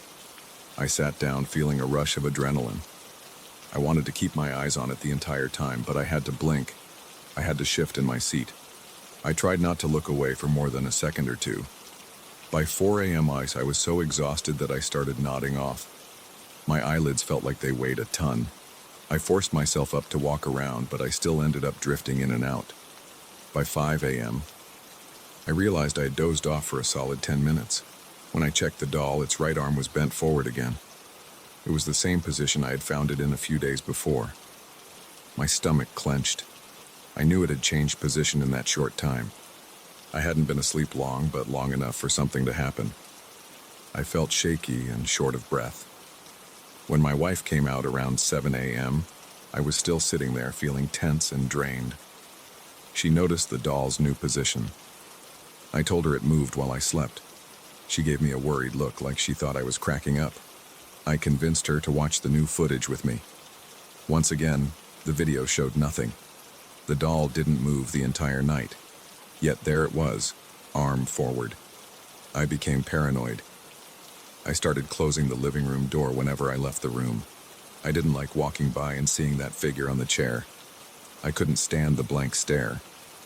Every time I looked into those glass eyes, I felt my chest tighten. I tried rearranging the doll differently on the chair. I even tied a piece of clear fishing line around its waist, anchoring it to the chair's back. I thought maybe I could catch it or at least stop it from shifting. The next day, the fishing line was loose. The knot I had tied around the chair's back was still there, but the loop around the doll was gone. It lay on the seat, coiled up. I felt my stomach drop. My wife finally agreed that something strange was happening. She said she wanted to talk to her sister about where the doll came from. She made that call in the afternoon. I hovered near her, listening. Apparently, my sister-in-law bought it at an estate sale from an older woman. The woman claimed it was from her own mother's collection. That was all the information she had. My sister-in-law said it cost her next to nothing because the woman just wanted to get rid of it. That detail made me feel uneasy. I thought about throwing it out, but I worried about disrespecting my sister-in-law's gift. Besides, I had no proof of anything supernatural or bizarre.